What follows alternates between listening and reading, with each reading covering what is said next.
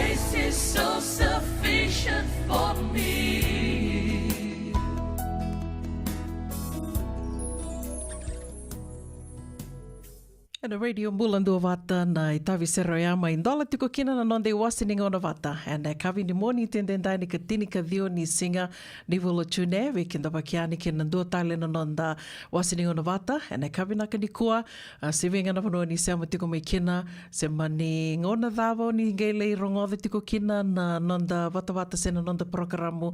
Ana kavi ni kua o kinda baki kimni tiko yani kausure tiko mni menda na vetoma ni tiko yani na nonde wasininga ona vata. Ana kavi ni kua like the pasar tiko and a vitu na kaloko vira tiko na nonda bulangi and kavini kua ko ya usuri tiko mni kena moni sema tiko ngā mai and ndona ngona leka leka ngonda na rongo the tiko mandi kena na rongo me baka e ratondo venga rabi tiko mai kena na ndoni venga rabi and ilololo mai na nonda banola mani o viti kanda baka bini vinaka tiko and na nonda tolo masoli rauni ndandau mai vise mati tiko kena and rongo ya ndona ngona leka leka ngo kau sureti kamni mentana moni sama tika mai o tianda ngai veitala no yani roti no nonda bulangi o ngai vaka madala te roti yani na nonda bulangi and ndo nga ona leka leka ngo kau bia vaka mbula tika ni kena ve kamni ke the sara na sama tika mai and kavi venaka ni moni tendendai singa tu siti tiko ve kemdo mai nonda vaka no ni venaka tiko na buku ni tavi nga ravi tiko and kavi ni kua sema ni tavi da nga ravi tiko au ni taka ni na lutu tiko ni tavi ngori na ve sere so e vaka tangi tiko yani and nonde wasininga ona vatongo ka waka kena na ve ulutanga ni veitala noa na mai dhaura ki tiko yani and nonda vata vata ni radio mbulando vata San Francisco me kouti kanda vata tiko mai and e kavi vinaka ni kua na mani toka ningo una wuninda kua ni mbula ni mata vinaka mai ka ona via vaka mbula tiko yani ve Anna Rose vinaka vaka levu na sema tiko mai kera kera tiko ngā kisingi matai ninga ona o ni sema tiko mai kina ngai wasea tiko yani vinaka vaka levu.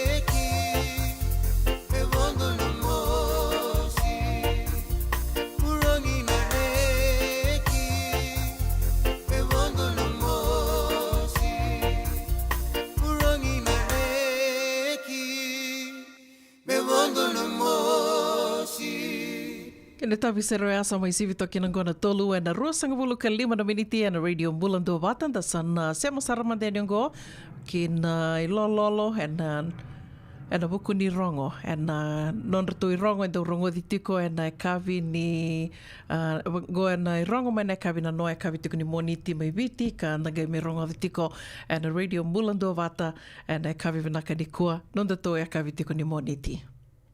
Ruo ki ngone lewa ka kina ve kemuni rongone se kongo na non de rongo e na mbong ni kua vogabu ina ve mbetaki ve mbaina marama ke ngilio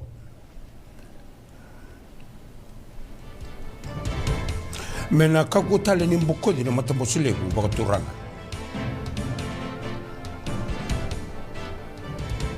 digitaki na matambosilegu ni higher education.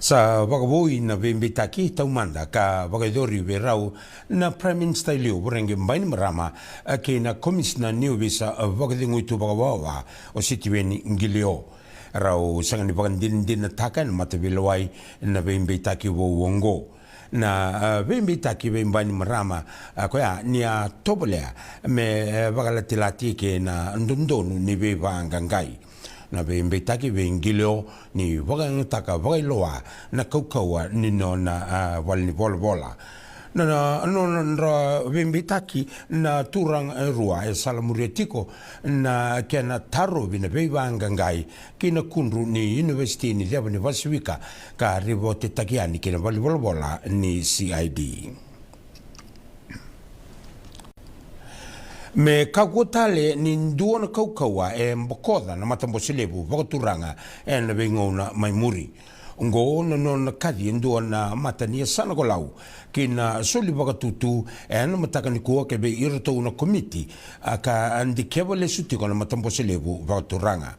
Na matambosilegu vagaturanga sa mbokodi o ti vagarua. Me te mai e ngona ka tau ia butaki kina e kai ni kena revu e se tarai kenda tikunga mai e me adoba mai ni kua na kadiongo e tiki ni non rabaka tutu kena komiti e na kena tobole me yanga kina no nonda ngona ni kua na matambosilegu vagaturanga me na raka in dona lawa me na bala me na tiuna nomdo votutu na ngonturanga na marama mena kakua ni ndotale na matenitu induri iviti mena rani mbokodole vitale na GCC ale boka e dhuchumbele chiralwenda ene tamba buli ni primary secondary uri tamba ngone vi bono ndindu yersandu itugena ngo saradala tu iso ibobuli mai vale antara imbilti ini rangasin uli dan bilti ina bi kori uli ritsugina au kere deron dongo lebu bos lebu turang na kena reivi wan teu tai sombu ni vite watang endende so menanda ulo reichu kuira leventa na nondombulo boge lavo e trai saranga bogada mai na kena vagatuloa taki tumai vagada ka vakakina na revu ni COVID-19.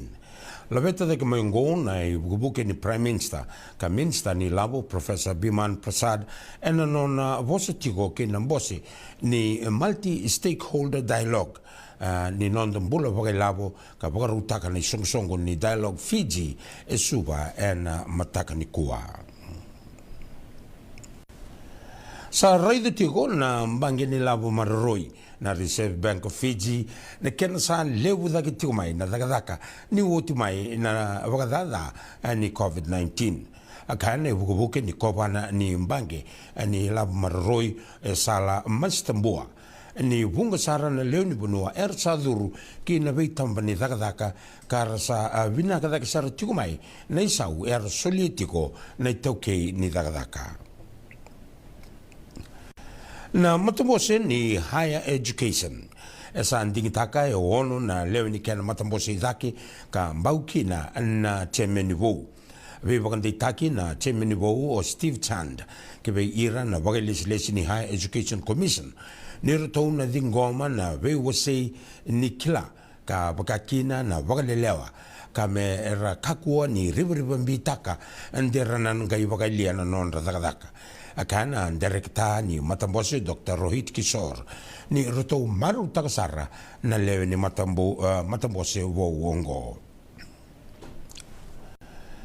Onunga na matentu na Pasifika tiko na non tuba member leta na non rangarabi na kena leoni bunua ngarabi ni matandra se na National Eye Care Plan oviti sang nindu be ira na ono na matentu ngo la veti te kmayongo na mbosi ni wakana numi ni rosanga bulu na mbaki ni Pack Eyes se na Pack Eyes 20th Anniversary Conference ka wakadori suba na wakarombuka akaena kena presidenti Dr. Eleanor Matoto Rakamkamba ni retousa dhaka tiko ke ira no veitambana me sana tiko na tutu ngo se na National Eye Care Plan eviti na mua ni ambaki ngo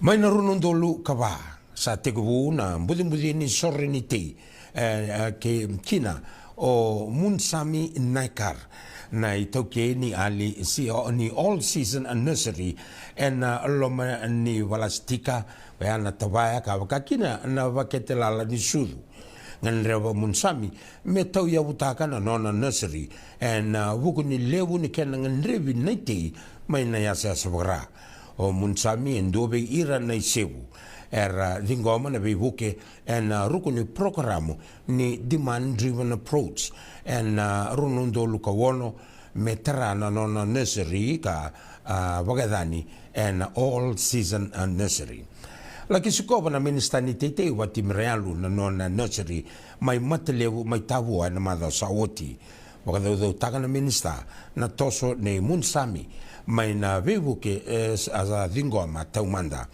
mai na runundul kawana kina runundul tinkarua na ministeria bakarutaka be Munsami ruana nona toe buni waisa na boreholes enduana nona generator anduana na nona greenhouse kei nanduana vale valastika ni mama roi samai rawata sare bunga tale na kau Munsami ambaki wili masanga bulgawalu mai na nona business ni nursery mai na nona tekubuna tale na nona mbai ni sipi kei na me na wakambaitaka na rosanga bulu na eka ni nona farm sa sule tale o Munsami volia tale ni wasata volia tale Munsami ndua na nona lori ni usa yaya kina makete ndua na nona diga ka wana nona motoka ka wakayangataka runan rau limsanga bulu ka tolu na undolu na ndola kana wakabinakataki na nona vale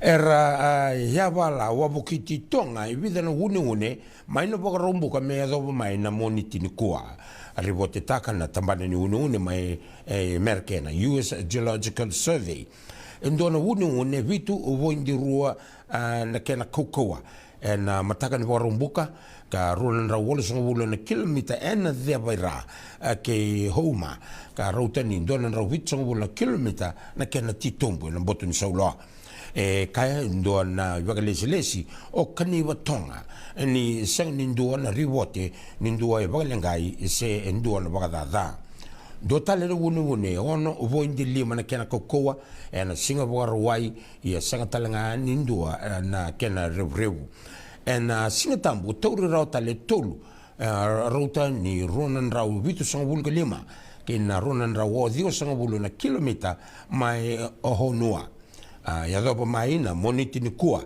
wakalai tiko ngā na sakure ka tiko na kena kokoa mai na wa voindi ono ke na lima voindi walu tiko na kena titombu mai na tini na kilomita ke na rosa walu voindi lima na kilomita ka rauta ni ronan rau vitu sang vulga ba ke na ronan rau dio sang vulga dima ronan rau dio sang vulga diwa ni wasota na kilomita kina dhevera ke ohonua na unune ndau iado wasa mati gongo mai tonga kani ndambi sara kotunga na sala ni ulo ngune sena wakotoka in beleti ka wakotoka ituga na ring of fire ongo na sala ni uno ne lewu ndondo i burubura kama isoto kina na Pacific plate kina bunga tale na tectonic plate rauta ni walusanga wulgandua na une le lewu burubura ado kena ngoni sala ongo ka kina sota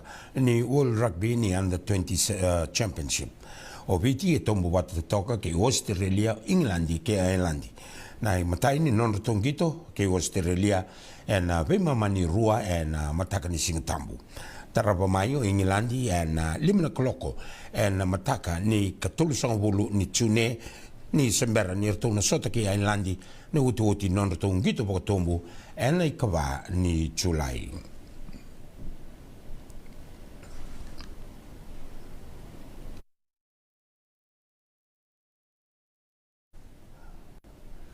Sang ni marutaka na isong-songo ni Fiji Women's Rights Movement na vika to so tapotiko na nonda timi ni rugby ni marama kena sa dhuiritu Facebook na iwagarau ni non rabe baganduindu taki na marama mai irto ni isong-songo ni rugby na nonda bunua na FRU ke na nonda bagalolo mataki kena to isau ko na marama ngito bagambimbi ngito ndau kila kina na turanga me bakana ragabi so tava na veta sarida ken vi bagan dindu taki me baka na kena senga itigu no non ngito ndo go kaila baki kan render baki non roba tabi karando baga yang tagitu meran dolondola me baka tu na kan vi baga marutaki ni sembera ninga itigu ndo na ngito lebu ni turanga sabi baga no mi kina FRU no matambose ni non rondonu na marama non da bunua ni ndonu merto un rabi rabo toto bata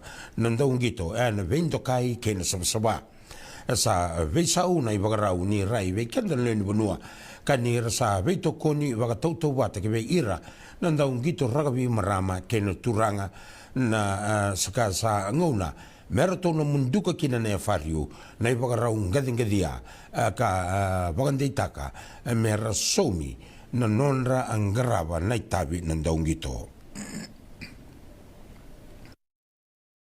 Na maki mesana lebu dake na vikornbuli erno bagitabi na sota ni Fiji secondary schools na ragabi na mbakiongo na sota rongo ni Deans na mbaki sawoti tabuki saranga kina na kena uto non ruto mai lutu ke na tuawa ni Deans na Eastern Zone na quarter finala arkias QVS ki lin ka romai lutu na semifinala rona timi mai na yasa sabagara na tambua ke mba pro rosange mai finala rona timi na Southern Zone marist ke Supergrama ongo sanga matai ngona lomani wolusong bulga tolu namba kini sota ni Deans meronge mai finala kina rona Cornwall and Southern Zone ongo sa la veta na sota mbakiongo kan sa Dios ng bulu na pasende na Cornwall and Southern Zone na pagitabi na Deans na sota ni mbakiongo sa chambe ni wauni sota ni Digicel Fiji Fact na timi ni Hypercam pharmacy mai lotoka non roto vonruka na timini AK Plumbing Rewa rua kendua vainala levo na noa meratongai laveta tale nambilo ni oti rosong vulgandua na embaki mai munduka lotoka na non roto chambe ni tuma yo rewa kakaya na dauni bibakata ulidi ni timini lotoka o Ronil Kumar ni roto lewa mata utoko nga non roto timi ka roto toro toko malua na itos ni sota karaokina ni roto mai lingong patampata na tinga vitu na undolu nandola rewa kauto ke vale lima na undolu nandola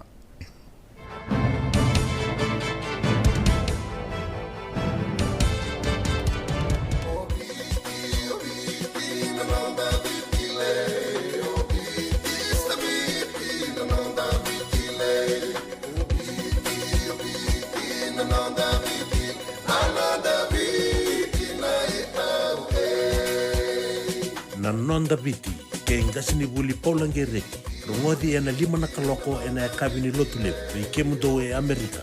Tini karua na kaloko ena singa lebu ni baka romboka. Veike mundo mai viti. Ena radio mbula tua wata. San Francisco me kauti kenda wata. Endona mate kuniti wale weke anda mana wasa Pasifika na hepatitis B. E kunei ni ndua mana wea tini corona leni winua mana wasa Pasifika Amerika ni tobi reti kuna mate ngona hepatitis B. Ongo ili wake na kenara ni betobi sena tobi kuna mate ni ngadha se liver cancer. And then remendo kila ke sa tebi kwentiko. Me bakani sa ngusoti ni kene bakatakila kila se symptoms bakabo ke sa mbimbi na mate. Mbimbi ngona kila mono bakani kebi membaleta na hepatitis B. Peter mai kena telefoni 527 ono vitu wa 51 sesi koba na nonda to website www.sfhepbfree.org. Isando umbulu binaka. Dosen gay toki mai, endo binaka tu bangara. Iyo, nimbulo binaka. Kito singi toki bo sarangamay sa totokan dino Pennsylvania. May pagkatumuli ang madoni turta na dadaka na tumbuni wayway. Iya, kito sa mista kasaranga nakaka na wagabiti. Kito rongoda, nito gay kendo na stonda bulitagi kenda to kakana. Iyo, na Fiji Cover Store. Ito kasaranga iliyungori, nakakede tukina. Na Fiji Cover Store. E kau te viti mai wakaboleka ka waka sebuta ka na wana nanu. Woli te kitukina na tinika, tini bulu makau, takas ice cream, na mateni, na ika, na mbele. Yado kina chase ninguna ngona, na twisties, na bongo, kay na bean, kay na bungatali. Sangay lebu sarangana ngona, kare ngona binakadina. Ngay ndolo mo talanga ango na nondato boutique. E woli te kina na isulu kanta kilaita ni kina daga nilinga, karani soli mo ilaloma. Wei kemuni mai Pennsylvania, kena veibu no wale kata. Erau talangani wakau tanga mai na nomani ota na telefoni se email, karatau nangai wakau tanga na nomando wali. Yana Fiji Cover Store LLC, 100 South Mount Vernon Avenue, Uniontown, Pennsylvania. Nabani telefoni vitu seba vitu, wadi orua vitu diwa vitu ono, se wandu lima tolu seba vitu, diwa rua vitu tolu, se email kena Fiji Cover Store PA@gmail.com. Nungu chisu nungu badua. Dorongo de na vima mani ono kina vitu ene kawni bugululu we kemunda we California. Vima mani rua ene kawi kina tolu ene singalewu ni lotilewu we kemunda we viti. E warotaka na New Methodist Christian Fellowship USA. Rongo de na Radio Mbulando vata San Francisco me kauti kenda vata mai. Ana radio mbulando vata samai votongo e tini kawalu no miniti me vana kaloko andarongo da tiko yana i rongo mai be malakai ngoda ke benga ravitiko na i lolo kanda bako bini bina ka tiko kena ni rawani da sema tiko yani ki reto ka ndando mai rongo da tiko kena na non reto be mbulango di tiko mai na be kai so ya tiko mai nonda wakandu ni bina ka tiko yani wakambula talitunga se be ngana bono ni sema tiko mai kena na ka bina ka ni kua be kemnina senge sema tiko mai wakandua ni mbula mbula vinaka ke sengai sema mai wakandua kera tunga ge wasia tokayani na nonto bato-batongo dua tokana like muri ke to tali tunga ka wakatelnga kena na YouTube ke raunio ninge subscribe tali tonga na YouTube do makasara wakatali tunga kena na Instagram ten do mandana e tavisere me rawatiko ni lutua ni tavi nga ravitiko ene kavi vinaka ni kua ni bera ni ndagai rongo de tikayani indua na betala no kera na betala no tiko kena ke ngasini wili wakadhengu Mrs. Titilia Naitini and bukunga ni Juneteenth. Okila ni bunga beka bikumnio ni sana rongo da tikon beka na Juneteenth de semberan beka ni rongo da ni singi rongo da beka ngo na Juneteenth ni kua singa tikon ni baka dangi baka na numitingo na kino ya na Juneteenth ya na dava saramanda na Juneteenth ninge na nama kitiko mai ni oti na nonda itavi serango kiro nge mebetal no tikon ni kina Mrs.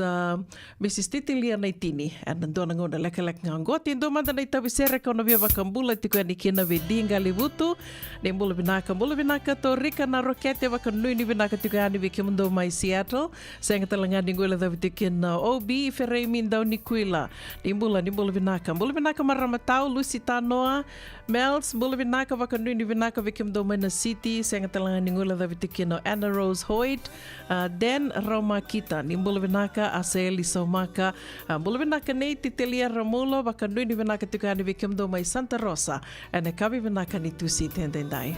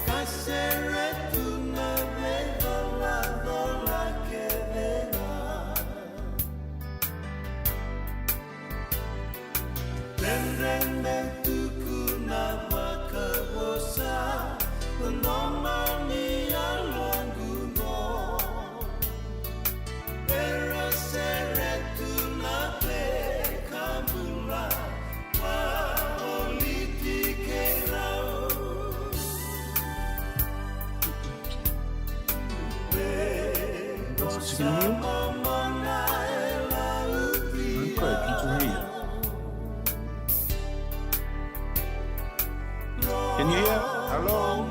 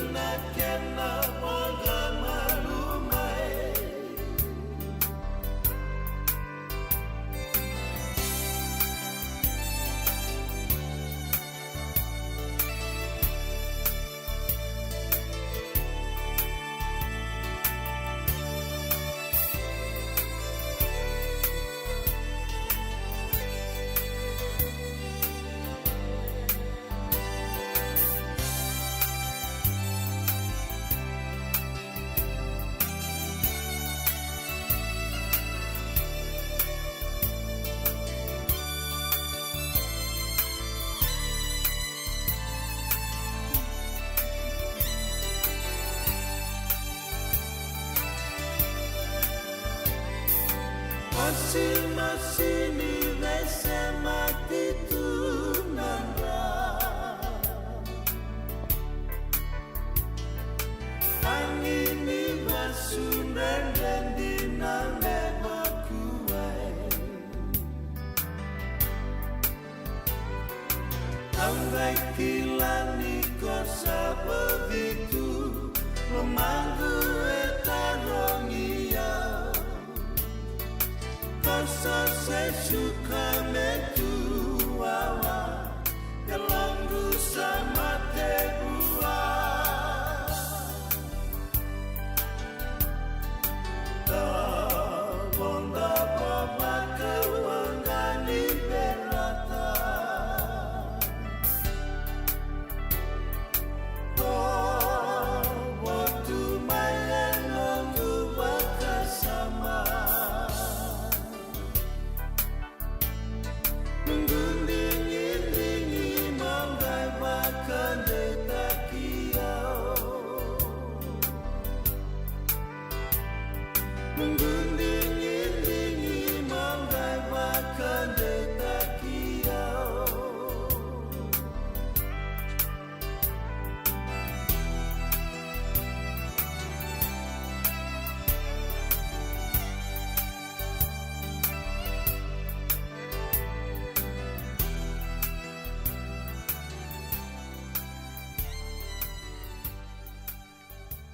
Totoka non rto mai viva kamaru te tukani ave kianda nan ronro langi ke na uto solo rto mai ko te kianda tukani wakamalua na kavi ni moni tiendendai ni katini ka dioni singa ni vulo chune ya kavi tukani tu siti bekimdo singa le tukun bak ni tu siti bekimdo mai nonda wakambula tikoyani me wakawa wakarita ka tikoyani ke rona vital no tukuni kua ke Mrs. Titilia nei tini ngasini vuli wakadiengu mai viti ka sarto mai wakaitiko tiko ke Amerika California ke na non ona matapu wale na nero ulu tanga tiko ni kua na Juneteenth me wakani ni kua na singa wakana numi tiko kena na Juneteenth singa tiko ni wakadhangi weke to Amerika ia na dhawasaramanda na Juneteenth ia ni mbera ni ndagai rongoada na wakamadhala me maleta na singa bimbiongo au na wakambula manda ve Mrs. Naitini ka ona kere koe ke rani na wakambula yani ve kemuni na sema tiko mai na kavi ni kua ke rao talangani na gai wakamadhala te ki koe ni mbula vinaka Mrs. Naitini. Ia, ni mbula vinaka una. Wa vinaka takana no ni visuri te na sini kua. Mera ndro mai vitan noki na singa holiday mbaka weekend singa ni pakatenga tangi Amerika na June. Ia ni mper ni ndro loka ikia mona waka wamadhala teke wale ka leka. Wa ia una marama ni nasangkalau mela kema mai lau. Au vastu i na korongarani mai ngau melo mai viti na turangan awati turangan ni ono mai number 1 mai Kandavo koro number 1 mai tiki no mai Kandavo lima na lubi kirau kita sa bagi tiu tingo Amerika sa tin kabito na yamba kini tiu tingo lingo Amerika itu saya lakukan na ronon dol kaono o iano o buli talanga o buli nga mai viti o buli na korbuli na ratskuna. Tataka wakoti. Awambota na nomuni tau iapu mai na kornivuli ratasukuna ka e rauni na waka urea talitunga na nomuni waka samataka tiko waka mbimbi na singa ni koa. Awambota na ndoro sana tarasa ramandeani na nondaru ulutanga na Juneteenth na dhawa saramanda na Juneteenth. Dhawa mbeaka mai waka na numi tiko kina na Juneteenth. Oi, vina kauna. E tali ni da kila ni tiko na singa bimbingo ver na ka Amerika lolo asio na African Americans na ndona na singa ngo ersendo celebrate tak makau tu mai ver na African Americans para komai bakam bombula Ita mermai tak na bunongo ser mai taradake na bunongo Amerika na buno livongo Amerika na June 19th kenda kila na tinka walu ono sabun kalima sa biukin dona lewa mai Texas dona town mai Texas dona buno mai Galveston Texas kinen dona lewa na ngona ya na 1865 June 19th of 1865 me we era tuang bombola that all slaves were free under the Emancipation Proclamation. We kenda sa lilipono Amerika senda sa green card mai and then the bauli ko tumamalo na Declaration of Independence ike plat ka ese sona lao ko e voldi kenda sa mai lilipono to Amerika aya na kena bana no mitike na singni ko na Juneteenth iyo nongonongo en runon dolo sul kanduot June 17th of 2021, nononta indo Joe Biden, nononta president of America. Ko sangay sign tako ko me singani ko Juneteenth is the National Independence Day to federal holiday. Sangay may bakandono ikina me dona federal holiday. Se public holiday may biti.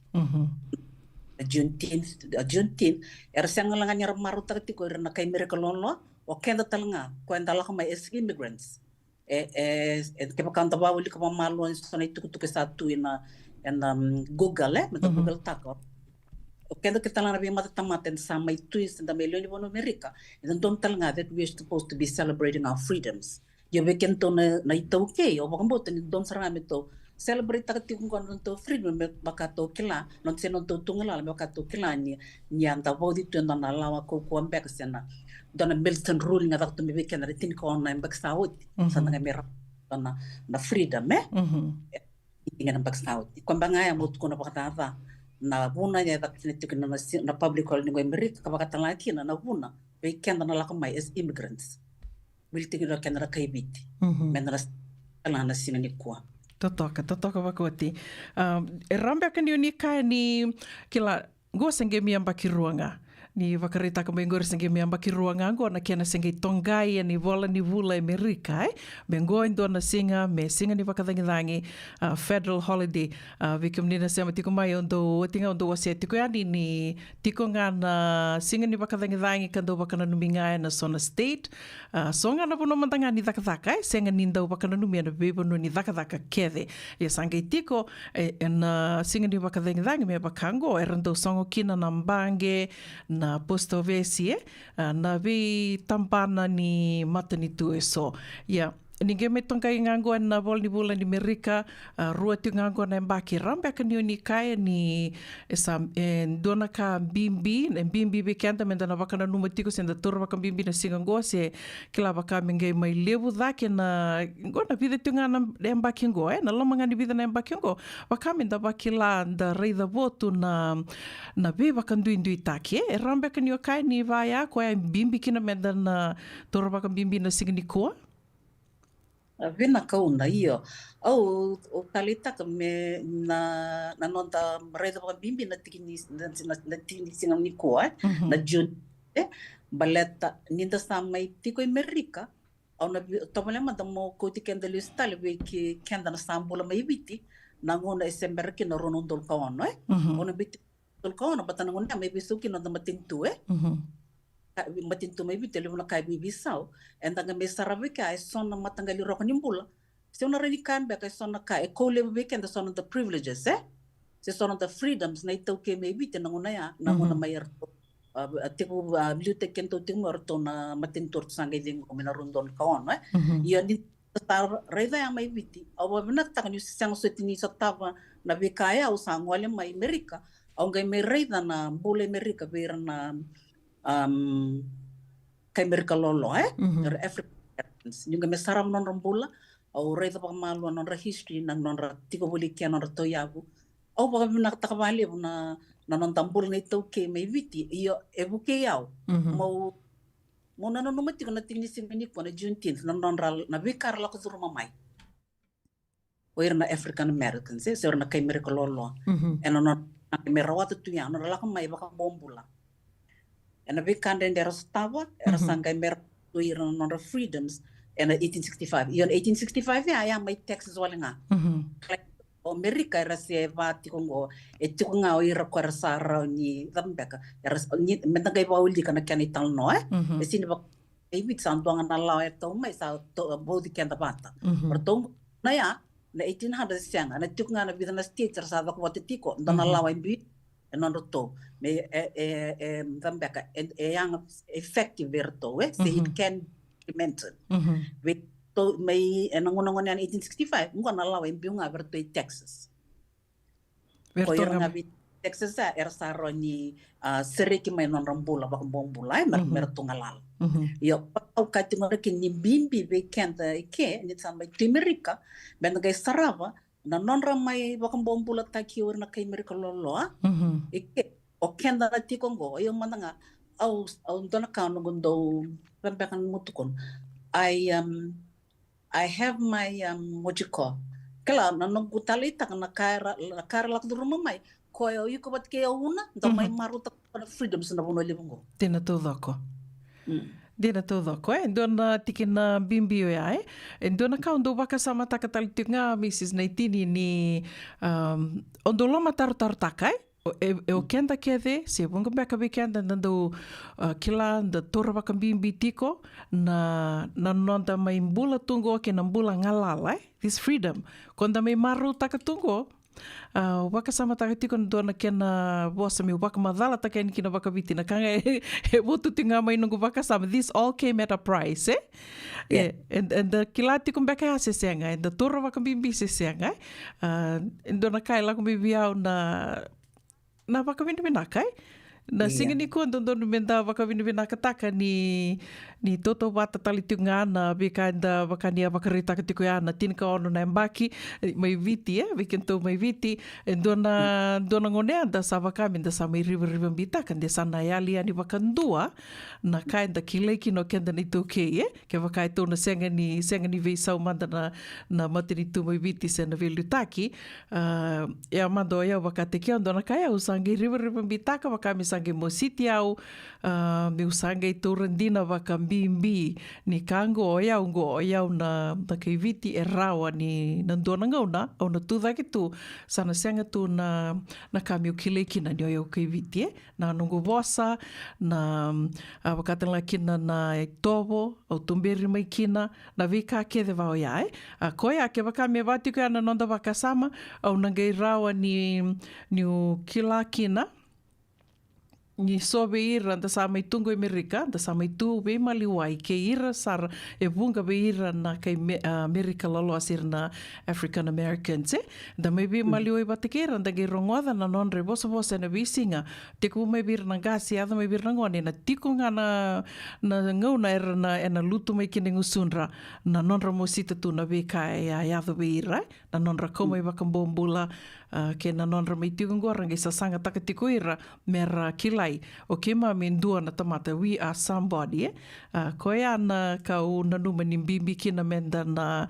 wakasamataka wakambimbi na singa ni kua na ikatin kadhiu ni singa ni volotune singa wakatoka itiko na Juneteenth baleta ni dina ni Juneteenth i Amerika Amerika daquela tu na rauni kaya na kawa tamata se na tamata kede mai na via se vura e rauni da kai tiko kede ngo Amerika io e na via o kenda kede ngo tiko kede na nonda identity ka ke na nonda sasanga menda wala takambeka na nonda ngalala waka tamate andua na kawa tamate andua se da mbeka na nomini rai Mrs. Naitini vela kauna yo o bakambotni kila ke bakanda kila naka na buna e marute tikina singani ko sina Juneteenth o kenda talanga na kaibiti so kenda tauke mai biti se amando kenda na Fiji citizens era wili talanga botso ter wili talanga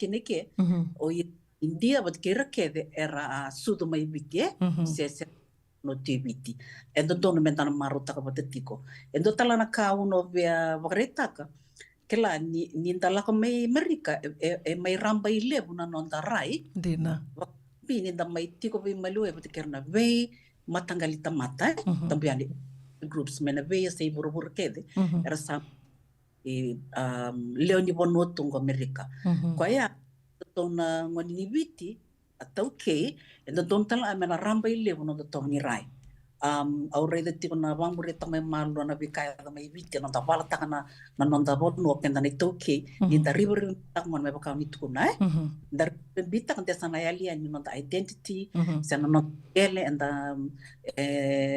river bita kan tesana visa usona lawa bembali kenda iyo at the same time we need to remember that Fiji is not only for the Itoke. Dina todoko. All American in the Merida, or Kwangai Fiji citizen, irrespective of whether you're indigenous or not, you have the full rights. Dina. You have a Catalakin, you understand my learning on America, and to Sarana Matanika Bolivia, Modin Nandika Kai, Religion to Viti, but take care, you saw like make your Sangakila and Balin immigrants. And then I read it, I'm a minority, trying to be heard. Can the Catamelo Retangan or came in the Parliament of no to name Togo to name Boss, to culture, Kakeve too.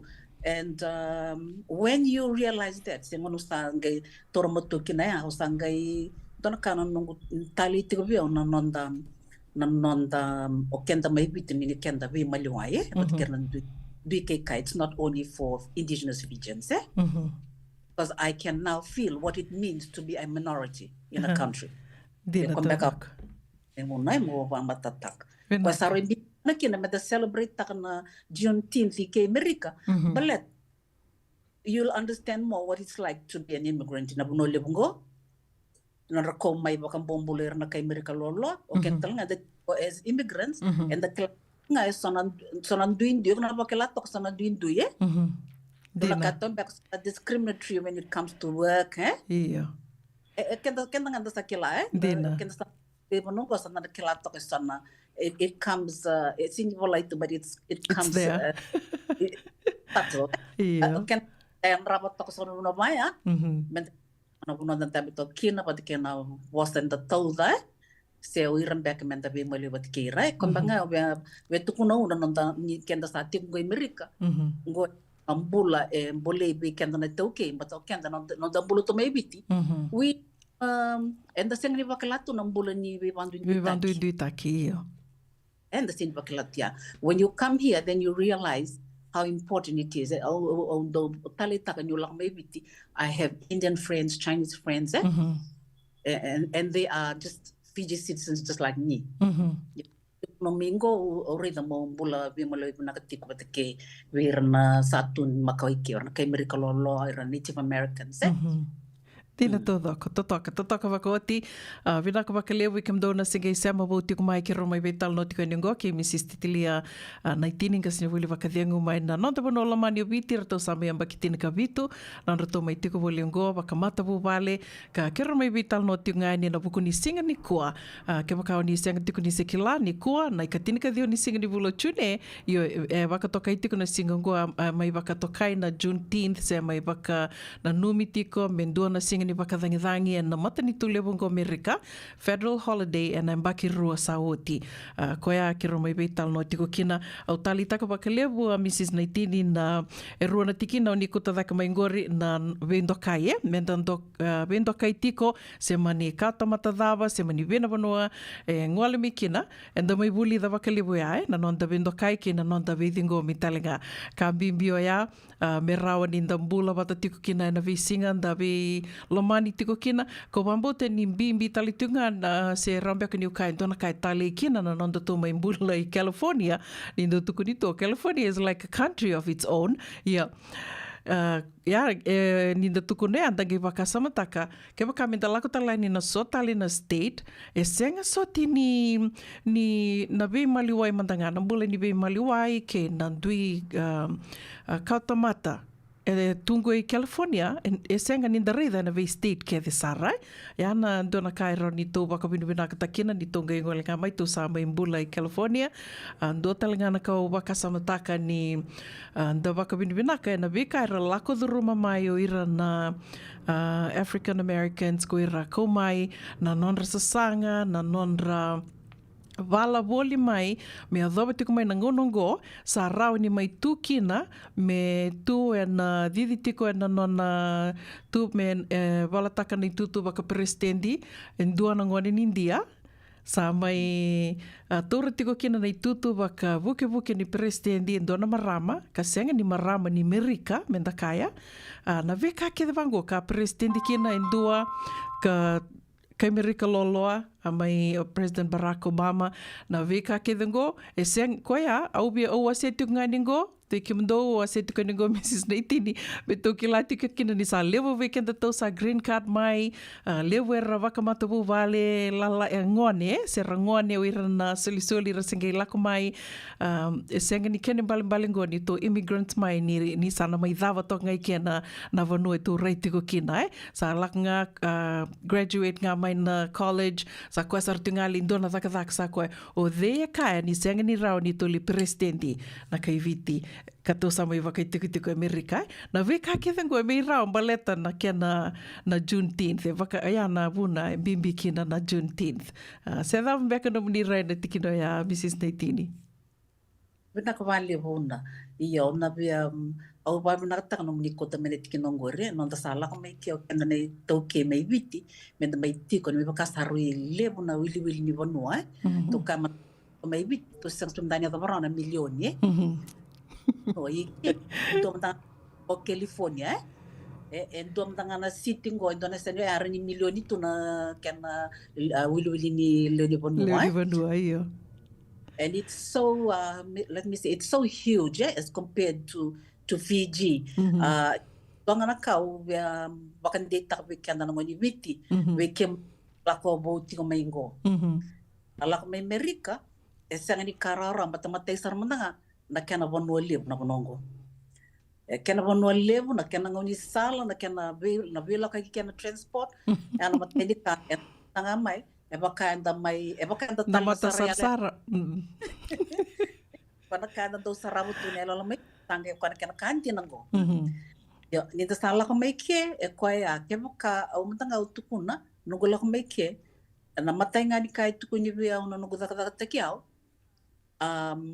Kala levu be kenda na laka mai as immigrants kenda laka mai anda sa taka pina ka tumai viti se kala anda graduate kala we have good jobs sa laka mai ke moi ko buli dam mo te ko mai ra daka ngai solvi ka ana mati sa ngai basalo solvi kiro ya kala daka ngai solvi ko daka kir o sanga o ikonga na no tobonga ni daka no performance ana bono tiko kina ana ngai pangana kau kilai eva ya yo kena karu ve kenta santa ngai lako bote mo kla salim sarchanga ngone sar lako ting green card atenga ni ka una bia tukuna ni ve kemni kala lever do lako mai mango sa tamat son experience lako mai oni kila vina ka intona address ni do sele mai viti na bono ni mai tiko kina au sin kila ambek service on na procedure ya sesang sina proses ya ni na mai tiko kina na address ni sele mai viti mai tiko kina matana bono ya pa ko ke ni kin ni public documents kona no ni mai to ya ya kala bala kona ona connect ke mai na dona city but kin dona state ya no kita tonga ker be kim ni len tambe kya ore me mata te bina kana no mutiko angai be tos bale le me no mai biti e kona la kana tina sitting go but kana state go we can to matang kona kai California kin to bato ke kin to e una kin to na kai California dina ai ni ko le kai Washington bato iko tikona iko le ni state go So maybe let me say that to the new immigrants who are coming, because ngoni tokir ngoni vite, kala ikon dono molai vakan data kiko and dona state. When you come. Ya sana ngai ronyo o ngai ola kaya ni na vitamban kala na wuli matai manta ke ko we wuli ikoren la kono no wuli kina e ka ke ta tu ke meroni to we te ki ke muni wa bina mai o ke rao au mai nata ni kero na bulele ba kero kotak mai bitbat ke tamai kito levu buli levu sara kero mai kero bang butu kai ne sana me kero kila ni kero ni takaba ya kero ba nata ngona ko yang tu kon ni la mai ke na taka ngai stoli ko konyo ko tamai no degrees no doctors no mai bon wala mai kina o tabule mo duru ra in the workforce ke biasa toke longa irna ke sarava na no mutawani taka your performance weekend to na la mai ke bile weekend ngani biti and the ngana ke giving the bu ke dikya yo mo warita kan bi ke mnya na we kango di warang ting mai oira sarangana di bakana ke give zike na taka ke give oira sarangara advice te ke ona kambo taka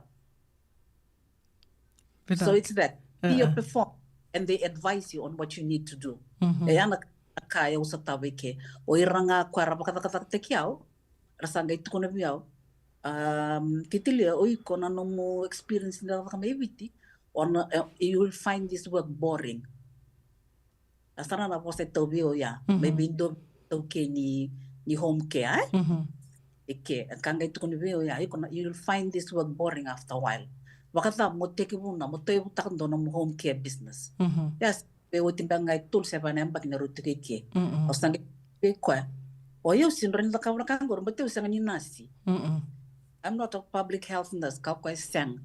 You don't have to be a public health nurse. Yung ko do sarana na si foster yung gona to kin don company home care. You can your own. You could come na nom.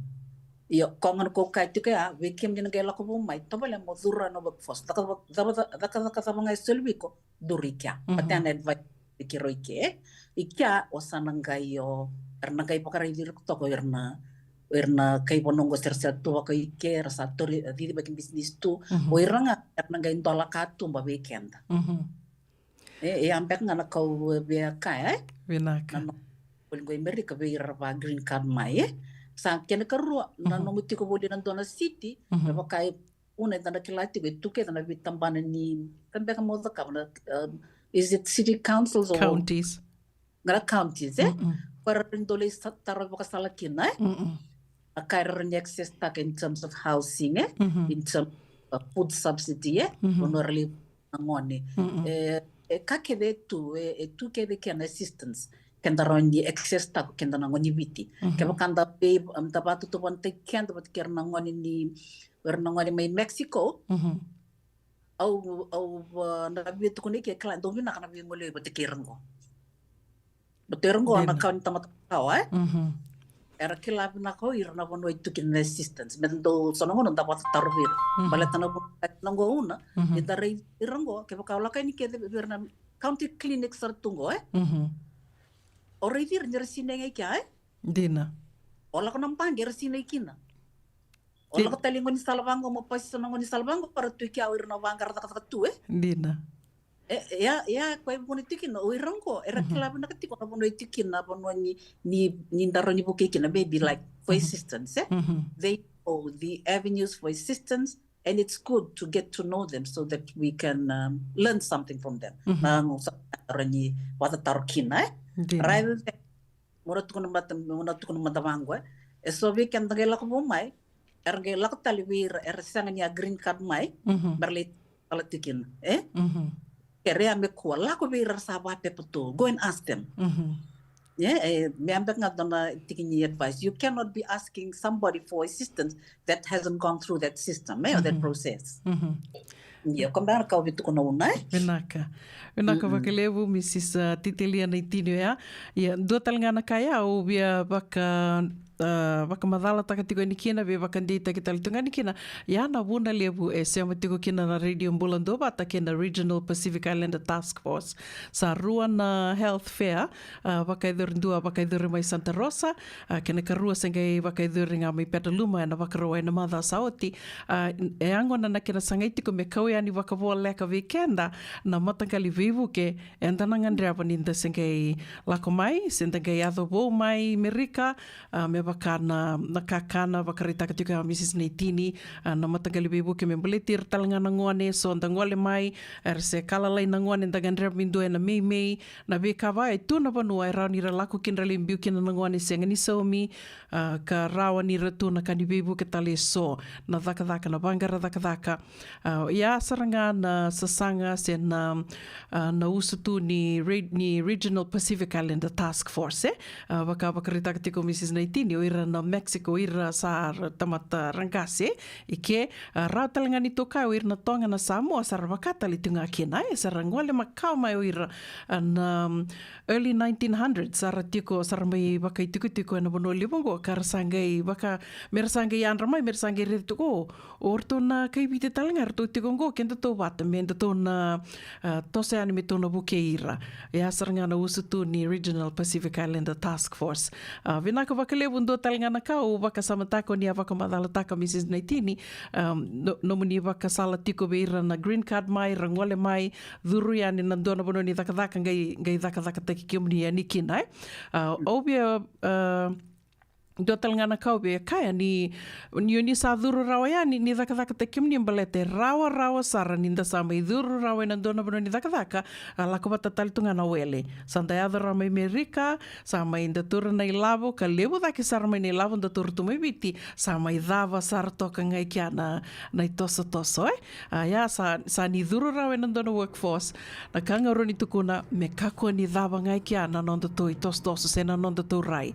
to keba kato dhaka vinaka tu mai viti na vono levo ngo Amerika i levo ikenda to ya ando na malumalumu reitha ni to sa ya mai Amerika to sa me dhaka rau sa tu torsilini bol na motoka do toka na apartment re vinaka sa ko sa rtunga ya na vono eli dha tikina no to baka sa mai it doesn't have to end there Oia, ona wak samataka Mrs. Neitini na vida na mbaki sa oti o senge ia mai.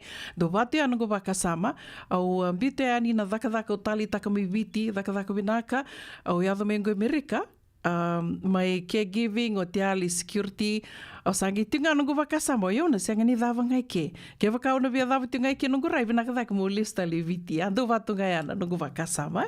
Ia kenda enda nduindu kede, enda nduindu tuna nonda rai na kai tali kina na vanu livungo Amerika. This is a land of opportunities. Ando kanga na nomu toso, kena nomu senga ni toso, tiko sa artunga e linga amue. Wambo ta sa mai tombo ki kero kosa na ngauna, na kavi ni kua, do tala mbeka na kao ni na via wasia Mrs. Neitini, ber ni darumai ve waka moa de taki. Venak bali ko una, o venak taka ni na nomu ni visturi tele sing ni kua, men darumai ve wasia ikina, au venak taka una na nomu ni tuku na mai gore na regional task force, Darum ikornao, merna rani vitartarani kina o kenda na ituki mentar ibangara vibu kina sendara talangani zambek me bakame referral house we always go and ask for assistance to help move up a level move up maybe that's what I'm going to say plano de kake de tu senga ne ulumbali Teng sarang ni ulum balik sa tunga kendanga menta kendana toke bakaidan though you're so reserved you can't go and ask for can't go and ask for help ker ya me bisawe sanda tika Amerika me bisau na ito ni bulan beka ni rai ni mentala ko mentali batataro I need help in this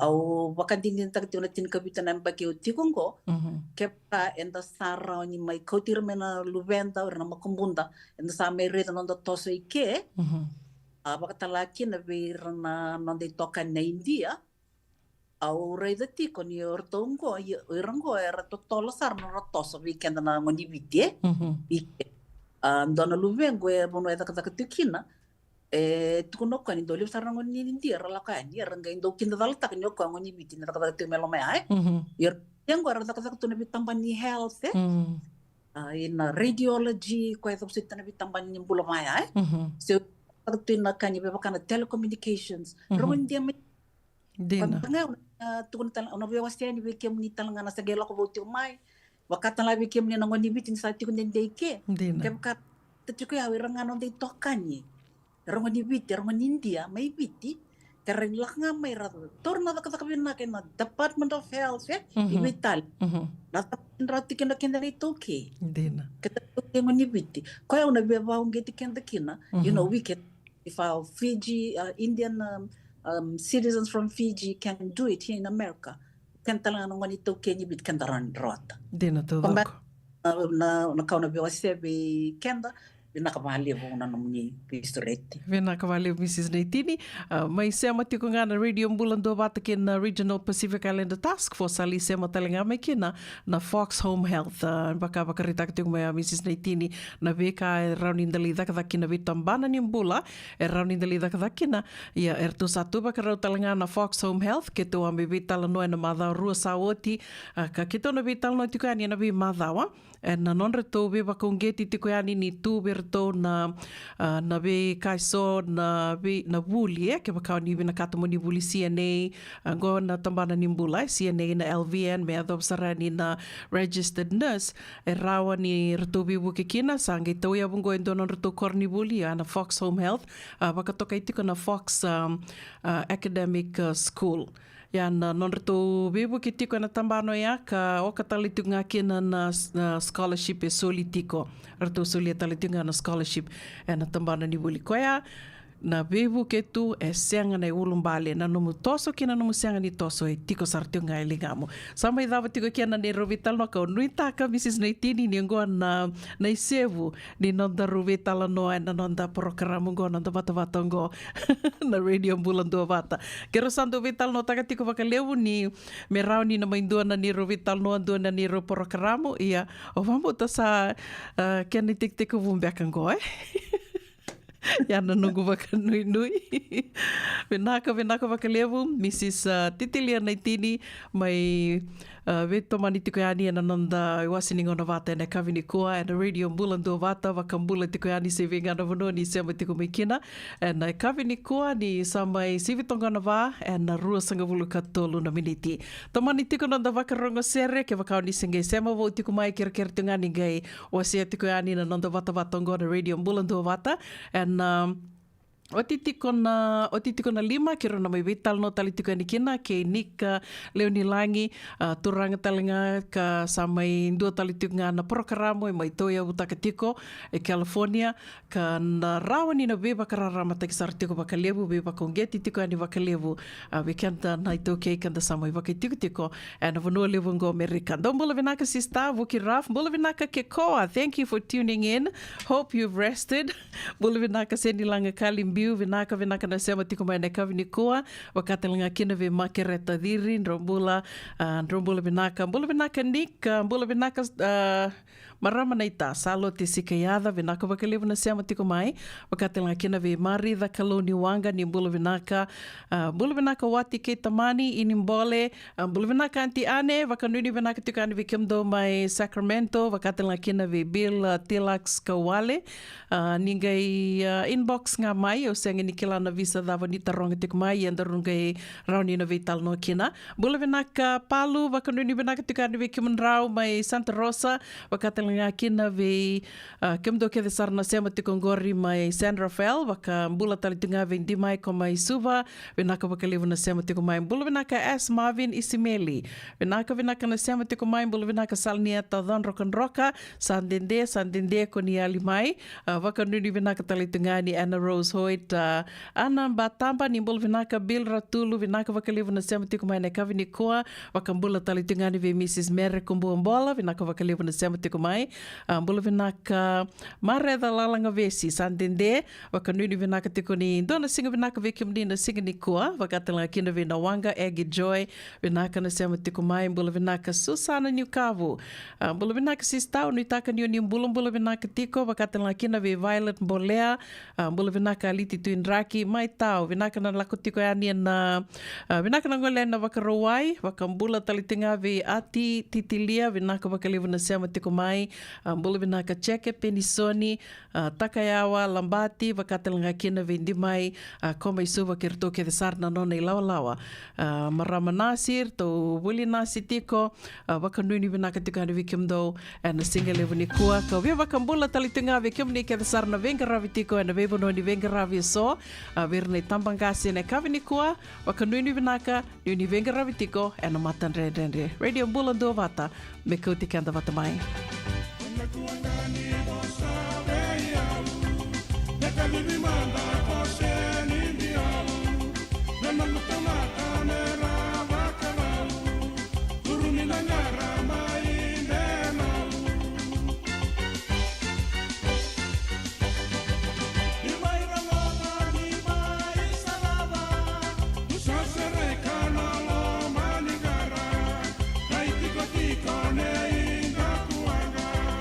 Esa la gana uani wasa wasa, derrama di que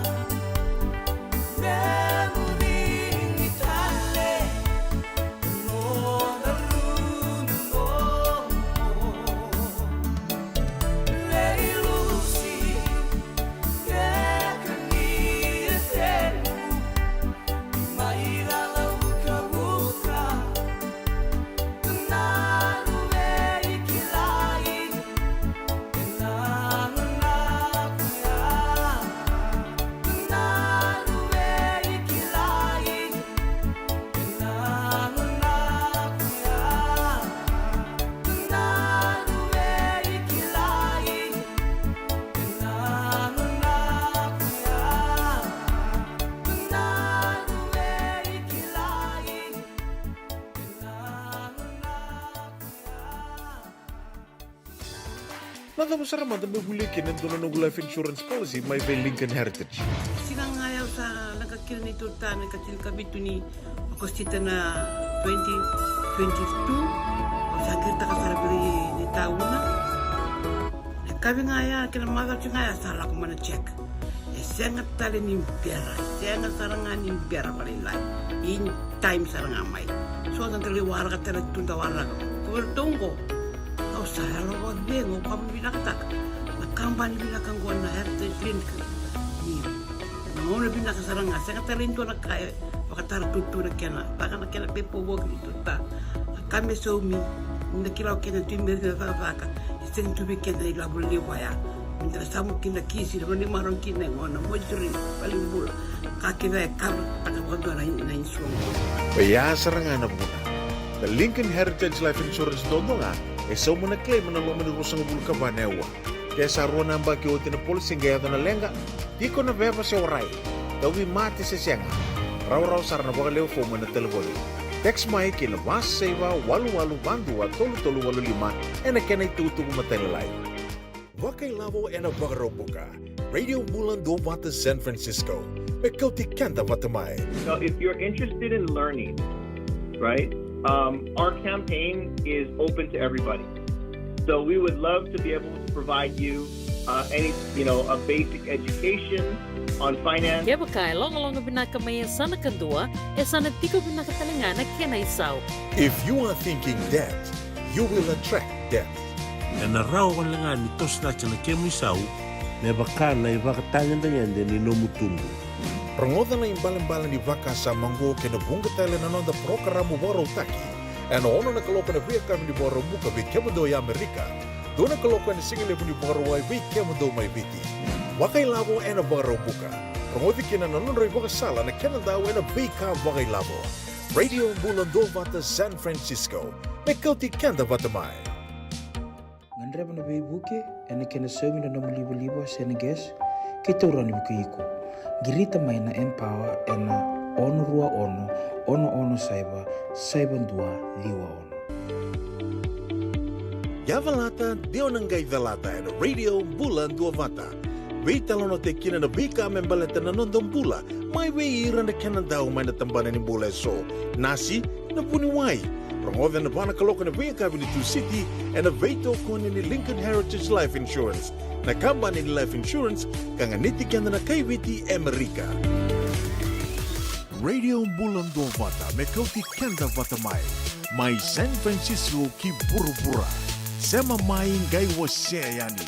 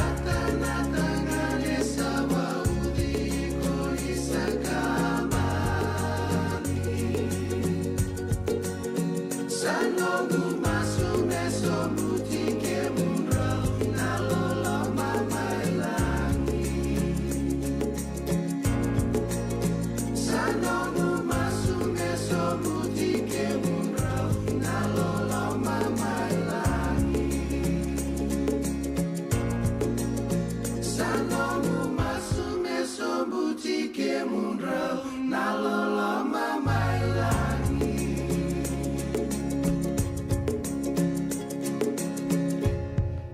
And the radio Mbulando Vata, Yando Vakaitukuni to all time favorites, And I tell no ke Andy May, me Vakarto, my Seratakani Vikanda, and Laula on a Black Rose. And I kavi binakani moni tendai, Vakatokaitukuna singani kua, na Juneteenth. Katinka diuni singani vulachune, and Tiko, and Nabonole Vongo America na Juneteenth, Keroami Vital no Tikoyani, ke Mrs. Titilia Naitini, and Mbalimbale, ni singani kua na Juneteenth, and Navasaramandanabuna, as Samaitonga Tikokina. Ne volni bula lebu Amerika na singa ni koa me federal holidays me na bakana numi singa tiko ni bakadangi na vanua lebu ngo Amerika keni mbalembalea songo na posto vesi songo na mbange kena vitambana bakamata ni to kede sara ya tiko ngai na tambana bakamata ni to bakasama taksar tiko na vidan na singa sawo tikiro vital no tiko kena do bengu ro singa green card nga mai ro sange me ambakindu bakada tiko na non ro tiko voliongo Amerika lebu sarna kai ro mai reida tiko vakame mai reina mata sarsara koia na lebu ni opportunities na lebu ni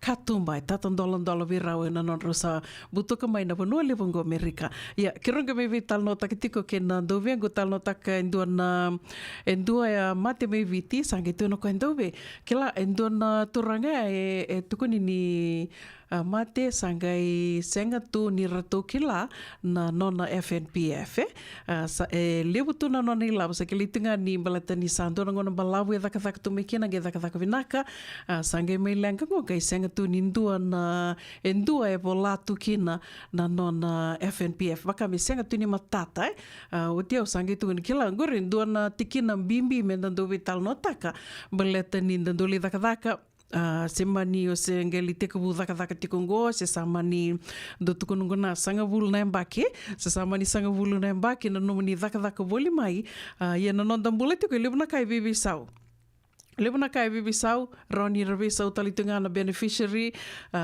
vidam beka na kilanda sa bimbiu o tianda ge leva kawati tale se sama ilenga beka na leoni vale maninge leva kawati tale ortona ngoni talenga na vika baya and the visau tiko na nonda mbula lebu na kai and lakuduruma na nonda mbula indona ka o kila ni senga ni da tondo tortiko baka bimbi ni da tole imbita tiko na nonda ni lako tiko ni labo na FNPF au baka nga takatingo ndona kene bakaritaki na FNPF manda ke tu sa kilatiko ni be manda o ke tu somitiko e musu tiko ni labo lako tiko na FNPF ngo ve ke mundo mai viti ka bakatelanga kina na ke bakamanda nga iko bakaduri labo tu tiko na nomu savings sena nomu investment backa and bata davanga ni sa maruri labo tiko kina ndona kambimbingo me tiko mo bakamatata takatiko se o dei me na biu kina ni labo se o dei na solibuana kaukau me na tatara kina no mui labo e na ngauna e sana ke maniado in dona lenga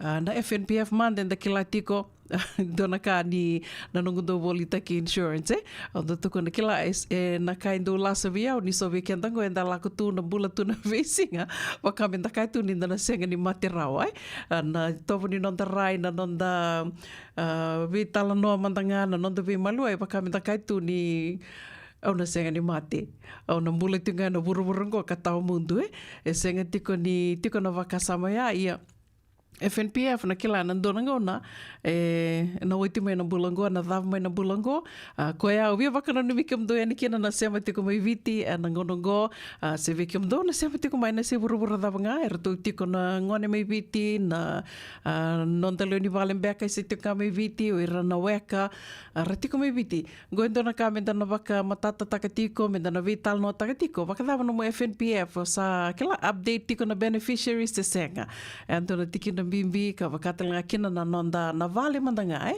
ke vakaito sa voli vale e sana ngai daka vakadava ke vakai maniado in dona lenga sa mani ka divi kosa no nonda tombula to senga tuni vakamatata taka na vale a mena lako vide vakambimbi ke vakartu leo vida tiko na ngone na vale dona kai o kila rauni na vakabure vembabi na ngone na kila ni sana e dona lenga Arto sana ke bim batak to nangone. O na valengo e bola itu vide. e sabola i tubide o ni sabola tubide na vale. Na vi kava ya tondu senga ni toro bakambimbi ia dena vinaka me tona lakomandeani to lindami tonga liva kasa mataka.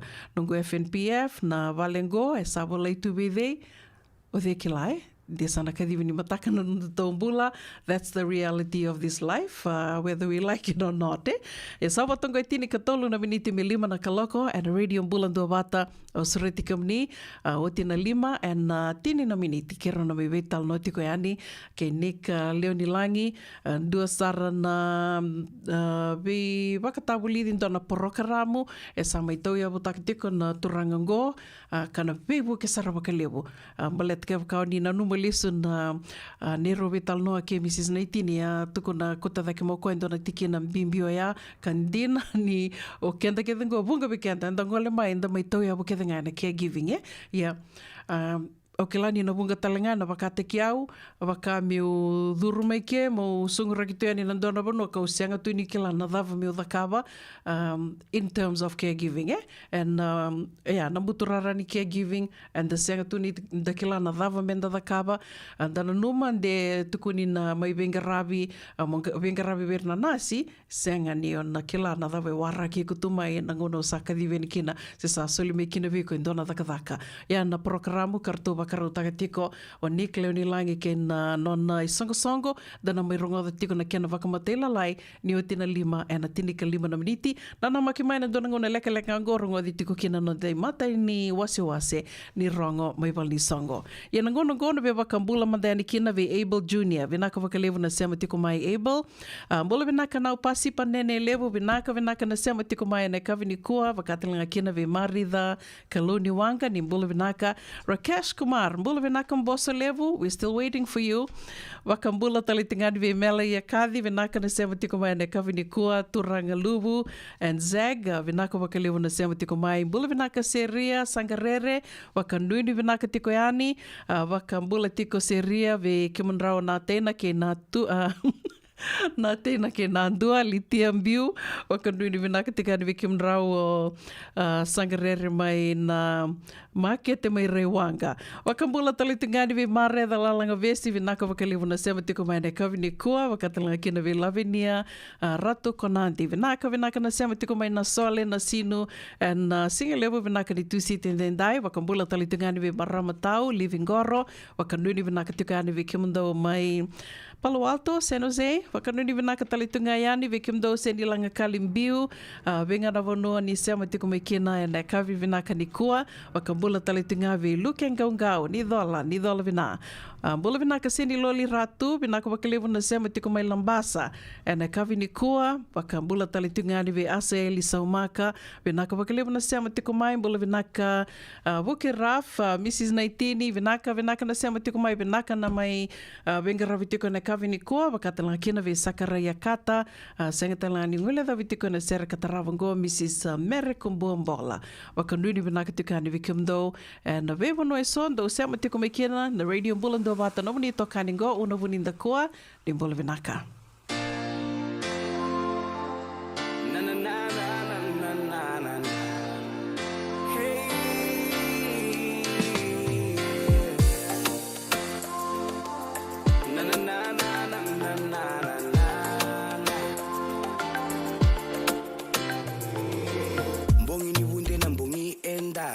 Taki manda vakasi sinai Sambala bundina endo sengani veirai Sua vake maile wandaru simba Musuka sombu ya vinawani siwa Songo ngani marau Nevakatangi ni durumiao Auna musuka tunga Senga taleve auna mandua Sua vaka malua Nikuwa nambongi ni ngunu singa Auna musuka tunga Senga taleve una mandua sua baka malua nikuwa na mbongi ni ngunu singa amusandege au samudenga eke amusandege au samudenga eke amusandege au samudenga eke amusandege au samudenga eke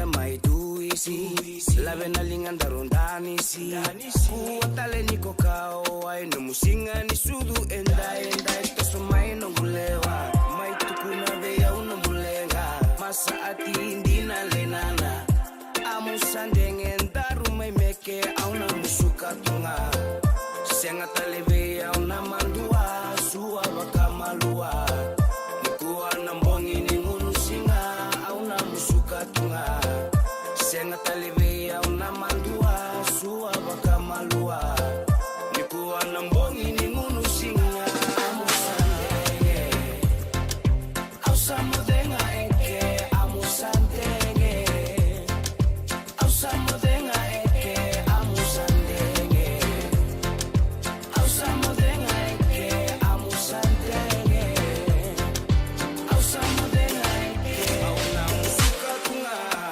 senga taleve auna mandua suwa bakamalua nikuwa na mbongi ni ngurusinga amusandenge ausamudenga eke amusandenge ausamudenga eke amusandenge ausamudenga eke amusandenge ausamudenga eke amusandenge ausamudenga eke amusandenge ausamudenga eke amusandenge ausamudenga eke amusandenge ausamudenga eke amusandenge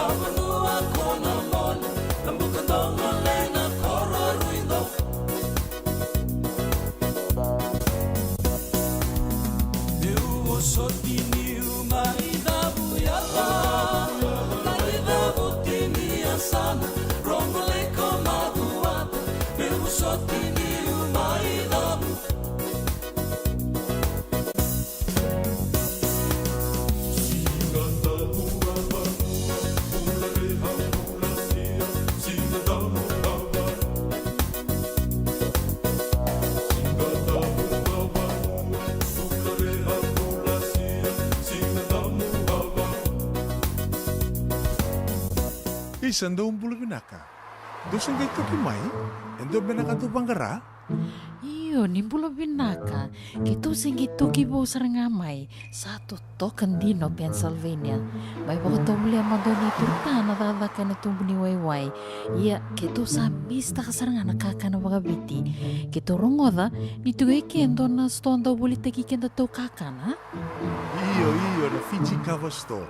Toka saranga iliyugori, nakakede tu kina. Na Fiji Cover Store. Kau te viti mai wakaboleka ka waka se butaka na wana nanu. Woli te kitu kina na tinika, tini bulu makau, Taka's Ice Cream, na mateni, na ika, na mbele. Yado kina chase ningu na ngona, na twisties, na bongo, kay na bean, kay na bungatali. Sangay lebu saranga na ngona, kare ang ngona binakadina. Ngay indolo mo talanga ango na nondato boutique. Woli te kina na isulu kanta kilaita ni kina daga nilinga, karami soli mo ilaloma. Wei kemani mai Pennsylvania, kena weibu no wale kata. Erau talangani wakau tanga mai na nomani ota na taliboni se email, karatau nangai wakau tanga na nomando wali. Yana Fiji Cover Store LLC, 100 South Mount Vernon Avenue, Uniontown, Pennsylvania. Nabari taliboni vitu saiba vitu, wadi orua vitu diwa vitu ono, se vandu lima tolu saiba vitu, diwa rua vitu tolu, se email kena Fiji Cover Store PA@gmail.com.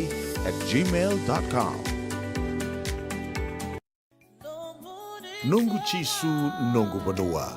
Dorongo de na vima mani ono kina vitu ene kawni bugululu we kemadawe California. We mani rua ene kawi kina tolu ene singalewu ni lotilewu we kemadawe viti. E warotaka na New Methodist Christian Fellowship USA. Rongo ene radio mbulando vata San Francisco me kauti kenda vatamai. Saya ngambeka ni pais teki tigo na nomulore na buku ni smoke check kita urau ni buku iko. Girita main nitu tim ni Empower Team and Southern California Pacific Islander Community Response Team mukuneki na labi buku bagai labu kaseng ni saumi. Gir mai ena ono rua ono saiba dua liwa ono. Lebu tu na bima tanggali life insurance e Amerika. Kalebu talanga na kena itu. Yan ang Lincoln Heritage Life Insurance yang nitikan na mga binaka na ito kay kanda sa may mga tigo-tigo na bunole mo. Kaya wala may bangande, so sa may mga tigo-tigo tunde. O dawi matitiko si Sen. Raw sara na mga leofo. Katigo talaga na ilawi maruroy. Lincoln Heritage Life Insurance. Nakamba ni dondo nga ito sa mga claim. And aloma ni rosa nga bulu ka pa na yawa kasama niya na lenga isang oti karuan na yambag. Sigaw mo na website na tungkol si Textby. Kinabasa yung walu-wandua, tolu-walu-lima, e na kinay tugu-tugu matay na lang. Lincoln Heritage Life Insurance. Radio Bulando Vata, me kauti kenda vata mai San Francisco ki burubura. Sema mai ngai wase yani.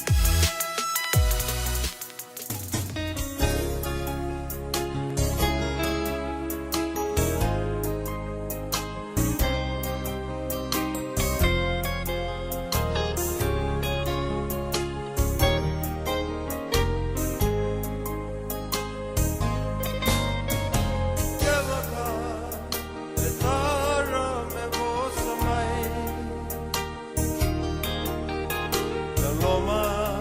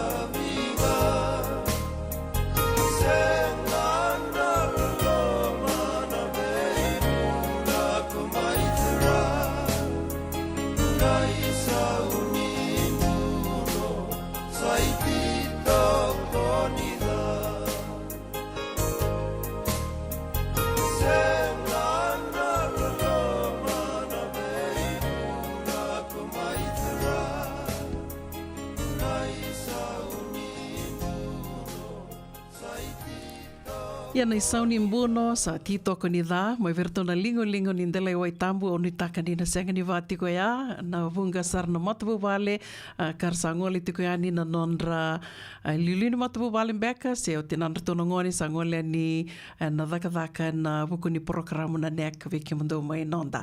Wakanu ni vinaka tiko ia ni ngaravi naka tiko na itavi, se mani itavi thamanga ngaravi tiko, na kavi vinaka ni kua, ndarongo the mandea ni vida na itukutuku, ia dhara tiko mai ngo, mai lewena tiko ia ni na nonde ronga mai balni songo.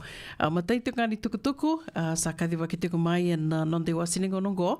Ngo na sasanga tiko ngā ni kerbi buke tiko me laki bukea na beba katora taki na Bengarabi, na balni mbula lebu na Colonial War Memorial Hospital, erto mbiuta bata tiko na sasanga yang ngo na First United Methodist Church of Santa Rosa, ngo rato na balni lotu na Montgomery, Santa Rosa. Non rato sasanga ngo men laki waka tora taki tiko na Bengarabi, rauni ni ndondolinga mai kina, dola rambatu na kere kani bebuke ngo, rauni ni bebuke mai wake labo, se rauni ni wakota mai, ai sombe kana yaya o ni kelani, rauni na laki bebuke tiko, na balimbula lebu i suba, kanda saki laki de tu, na i tuba kini balimbula, se rambe kani ukaenda ki la tuba, kadada, na i tuba kini balimbula lebu mai suba, na CWM Hospital, rauni ni dhau mai na weka wakai labo, se o ni wakota mai na yaya, se o ni ngiritirto mai mo ni wakaritaka mai, wakambimbi tiko wikiomni na tiko po lekango, na Bay Area, Sacramento, Roni ni vitartareani kina talibo ni vitu saiba vitu rua ndua vitu ndua lima vawalu. Oyana vitu saiba vitu rua ndua vitu ndua lima vawalu. Se talibo ni vitu saiba vitu vitu saiba tolu tolu saiba tolu tolu. Vitu saiba vitu, vitu saiba tolu, tolu saiba tolu tolu. E ana noba ni talibo ni rua mbiuti ko mengo ka radio ni be tartara ni kina. Merto no baka madala taka mai nango ni saladaba radio ni na baka te ni kina na noba ni kani be vuke. Tiko talitunga na QR code o ke lani bunga vikenda na sa wakanga taka tiko na wako i lavo na veka ke denda sakila sa tunga na taliboni QR code tokango e na mbiuta talitunga yani se usa mbiuta tiko yani ona ge mbiuta talitunga yani na nonda bata bata na radio mbula ndo bata na QR code ya scan nga na gai bakarita kamai na tukutuku matela lai ke saro ni ngandreva monikila na buku ni sasanga ni komuni lavo se na kani bebu ke ngo member leta tinga na balimbula liu mai suba rtombi tabata tiko na First United Methodist Church of Santa Rosa tukutuku kataravan duanga na visiretira ramba talitunga ke na soli ni tikina ona kelo USA, ngua na baka yadhuriti ko na baka rawai sarangango na ikarusanga buluka vani singa ni volo tune te kavutiko na songo na ndua na kaloko na kavi kina 5 na kaloko na kavi waka yadhuritiko na 3600 J Street, Sacramento. Tolu ono saiba J Street, Sacramento. Dhavan beka na kene naki, erto sangatik nga merto wakayaya taka na valniwai sa na dispensary na tinika tolu na koro may na tikino na kelo. Na soli ni tikina ka na wakaidoritiko na wakarawai sarangango. Tukutuku kataravan do talituk nga na kani sasanga ni kerebe buke tukunga dua talangana ngona binakongo mendala kisote ani kina wakamata kani vekanta na tiko voliongo and the Bay Area nonreto sasanga tiko na bulioti na Lelin Memorial School Losa USA Volleyball and Barbecue Sale. Gito volleyball, barbecue, and wakaidirtiko na Galvin Community Park, my Santa Rosa, Galvin Community Park, Santa Rosa. Na bitukani na kiana tikindua, and nonda bata batongo na radio bulan do bata, wali takitikina na barbecue, ya tolu sanga bulu na $1 na kiani sau, na weka ngai tiko na dua na serve na lamb chops, na toa, sausage, potato salad, coleslaw, kay na tapioca, bakatala kina son buata, kay na duan tabay Weinbecker, sen na tabay Wayne Molia. Ya na veka soli na tiko na serve tolo sanga bulu na $1 duan na serve na tiko bu tiko na tinikan duan na kaloko na mataka, laki dava tiko na 5 na kaloko na kavi. Kaya ni tuku matela lai ninge vi tartarayani kerto na kena komiti, o bambu tarto na gambuto men na namba ni taliboni kana gambuto kani na tikin dua na Radio Bulan Dua Vata Facebook page. Tukutuku nga kataraba o tiuti talitunga ni tukutuku ya dharati kumai mai lewena tuku yani na ironga mai wali songo ane kavi vinaka ni kua o yana singa kete levu baka idhoriti ko ane karua ni singa ni vula September. Baka rua ane karua ni singa ni vula September baka idhoriti ko mai laie Hawaii kani tukutuku mataila lai ertona ngai biuta mai na ngone sama tata kina na nonrato i tuba o torarau tuku ngani na tiko butiko no songo ena Bakarombuka, kene balbaloya na mataini singa ni vula September. Bakarombuka, bakaruwai singa tambu. Doto waka na moni madhawa, iyo kenda tau, tono ngoleani Amerika, ina ni wasotia, tono ngoleani na mainland, Tongalea ni Hawaii, me tōna laki māthawandua. E ana i tuwatu e sa tiko, ni sema te ngā mai na kia ni tukutuku matela lai, we ke mdona leo ni songo dhawanga, do leo ane tiko, rau ni na wako tiko mai na nomdo i tukutuku ni sasanga, sena i tuwatu wa dhawanga i tiko, goen tōna ngoni sala, e rau ni na webu ki tiko ni kena na radio mbulan do vata, kena nomdo sasanga, kena mai kadhiwa ki tiko ani na nomdo i tukutuku. Kadhiwa ke wali tiko, radio mbulan do vata San Francisco. Sa siwitongona lima, na tini kandua na beniti, au sureti ke manini, sema tiko ngā mai, na dona ngona leka ngo, ke rona vei tomani tiko ni kena, se ke rona mai vetal no tiko ni kena, ke Nick, leo ni langi, na vuko ni porokaramu, ka sa dhidi vina ka sara tiko ngoe Santa Rosa, senga ni davako e kina na Bay Area to dhoko, se veki umni na ngole mai, out of state, ni ngole mai California, rao talangani ni na wakaita vikina, ya na kena waka mataila lai ninge nana ma ki tunga mai, ena dona ngona leka ngo. Ina sera katarawa no ve wakambula tiko kena, ve semeli mbola, mbula vinaka Barada, mbula vinaka Lavinia, rato konandi. Vinaka na sema tiko mai, na kavinikua, isandina sarai, au wambotando wakila tiko ngore na batamatani nraki, wakatila kina ve chowa nandi masei, ni mbula vinaka, wakambula tiko ve den, rauma kita, vinaka wakalivu na sema tiko mai na kavinikua, Karla ini mulia dheba, mbula vinaka na ita, ndorunge vital no ni mataka, wakanuni vinaka tiko ani veki mnia na venga ravia na kavinikua, wakatila kina ve tuisa wau pedeli, mbula vinaka mai na mangu a serua, vinaka wakalivu na sema tiko mai serua, na kavi vinaka nikua, wakatila kina ve sista, matelita seni kuradiri, ni mbula vinaka wakanuni vinaka tiko ani na venga ravia na kavinikua, waka mbula talitungani veki mundo na sema tiko mai wamboto mai serne, dombula vinaka na turanga sema sartiko mai serne chose vata da unre vinaka wakalevu tau na sema tiko mai na kavinikua wakanduini vinaka tiko yani wakatanga kina wana nongu favorite turanga na itambula vinaka la sarusa toka ilangi au kireamon rona wakanga taka tiko ki tabalemu na bisere wakatangi tiko yani na radio mbulando vata na kavi vinaka nikua wakambula talitunga yani vi anasi methi bingi tambu mbula vinaka na si methi nimbula vinaka na ita wakanuni vinaka tiko yani sista sala wakanuni vinaka talitunga yani veki mundo en singalevu nikua wakatala kina veirni ata marama wakanuni vinaka tiko yani na vukuni veta veki the sarenga ravi tiko asali somaka nimbula vinaka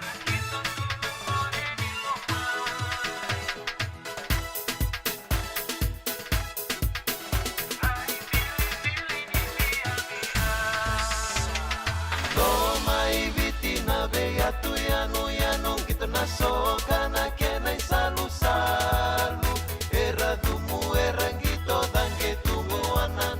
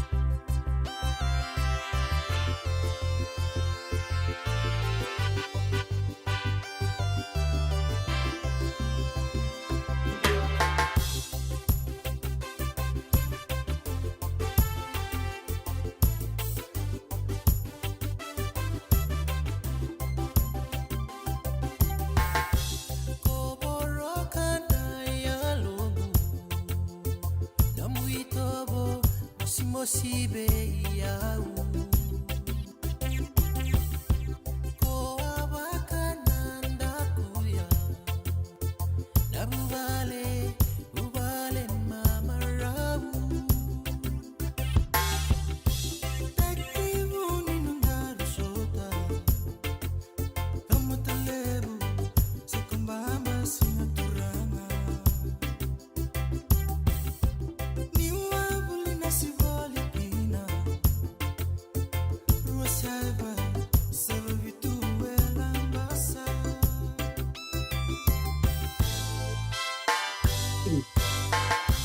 toka utabaka duana yalongo kamida ninongo ibakarau liseri nabundua mamu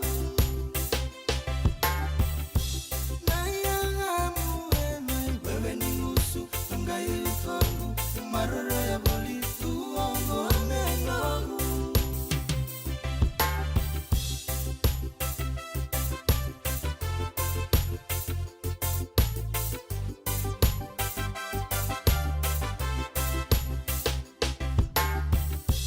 kosurete ya menarungani sabu-sabu iran nawe kamu unia sawa na banua amai mai mate vandina oti ani ebula tolu kanrebi tumesana Yesu veira nangu tumbu bisamatini dole tunabuli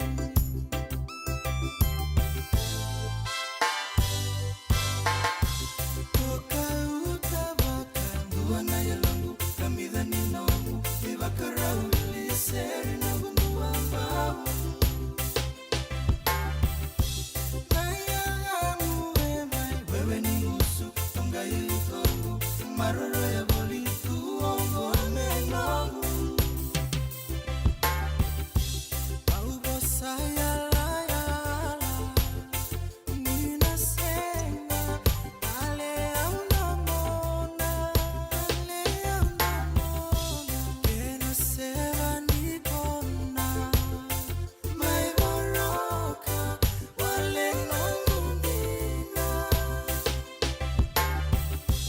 toka utabaka duana yalongo kamida ninongo Can you see me now? iseri nongundua mbau nongundua mbau Can you see me? wewe ni ngusu tongai utongo maroro ya bolitu ongo amenongo isama mainongo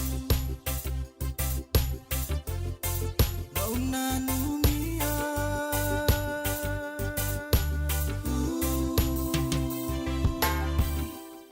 Ana radio mbulan do vata na itavi se roya me virato na laulau na Sion Domoni sa mai sivito kina gona 5 na 2 miniti wekenda vakitali tiko vekemni na senga isema bo tiko mai kina non de wasini gona vata ene kavi vinaka ni kua ia me vakawa vakarita ka tiko yani ke rona mai vetal no tiko yani ke Nick Leoni Lange na vukunga ni programo arto sa mai dide vakatiko tosa vinaka sa tiko na programo go ka usuriti ko me ke rona mai vetal no ene kavi ni kua me vakani kila go endo na programo yang tangan driver kede vakambimbi o kenda na kemenina senge yado bo tiko mai vekenda to mantangana samai tiko to samai dakadako avo ki tiko sona kai tu se senga tiko ni se todo ko sarna nanda to kilai koya ona numa ni vinaka me da tona mai vital no manda se to mai rongoda manda na veka na mai vakamadala taka tiko yani o Nick Leoni Lange ne kavini kua ia bula vinaka Nick berangani doru tarayani na ulutanga o kire rauni ninge vakambula mantanga virna sema tiko mai ne kavini kua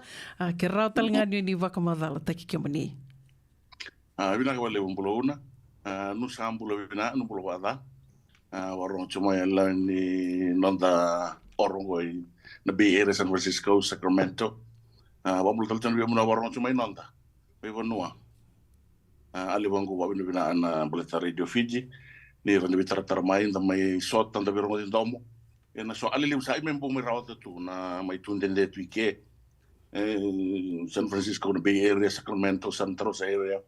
We do na accounting go. Tumanda eu may ngamea sangani bataun robe. Wa ngasul tu balok may bichi. Live the new may narusa room dulu awambe if I'm right.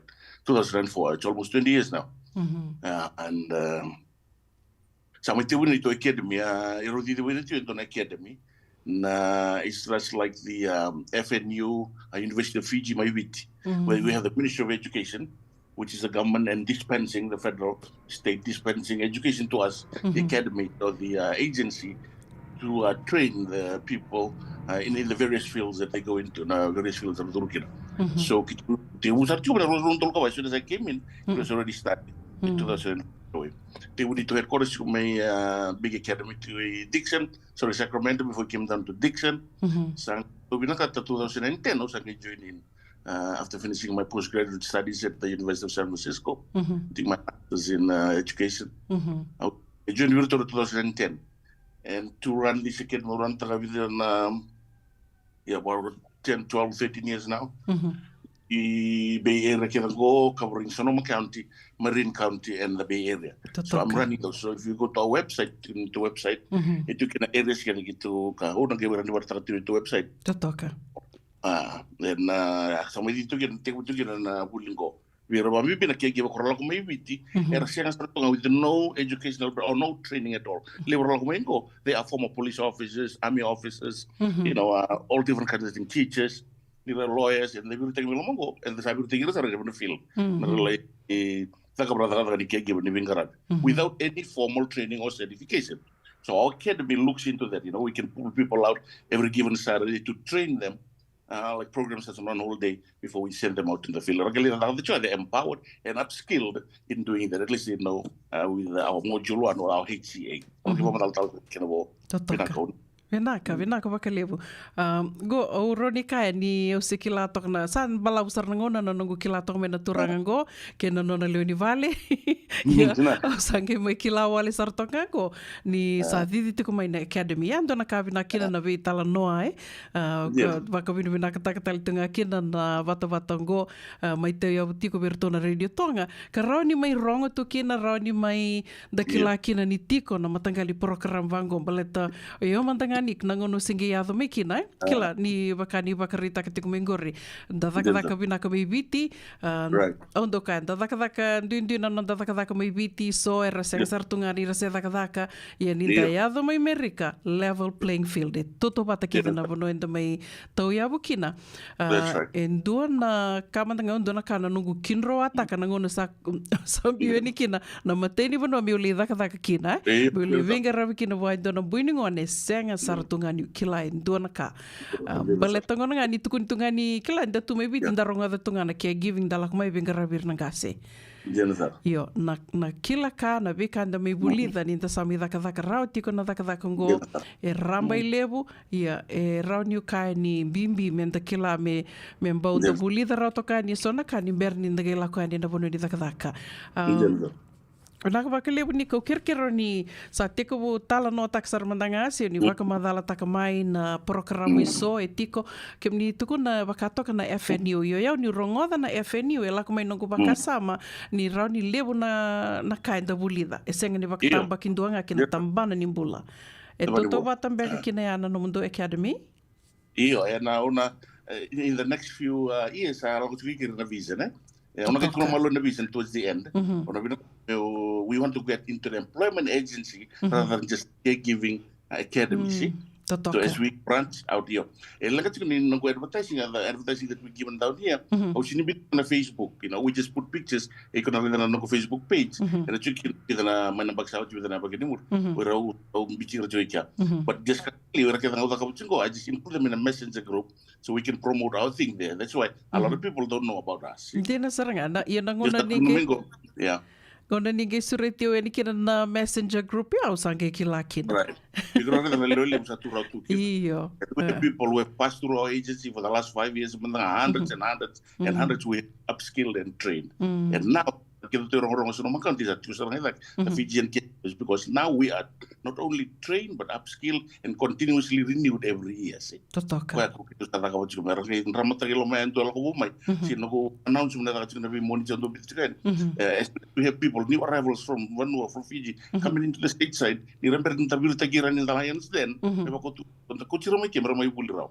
At least they get to do module one kena HCA and renewal, but they compulsory. Kalau which a compulsory weekend that all which could be can from the state. This is from the state. From statement I am talking the certificate indicating that every in-home caregiver in-home care, whether you ongaram to only license to na bagichin rules and bagito sa you must be certified with the HCA annual training, which is a home care aid, right? Do you gonna evolve? Let me just give you an example. To maramo, ang bagiro sa karuan na nala kumay right?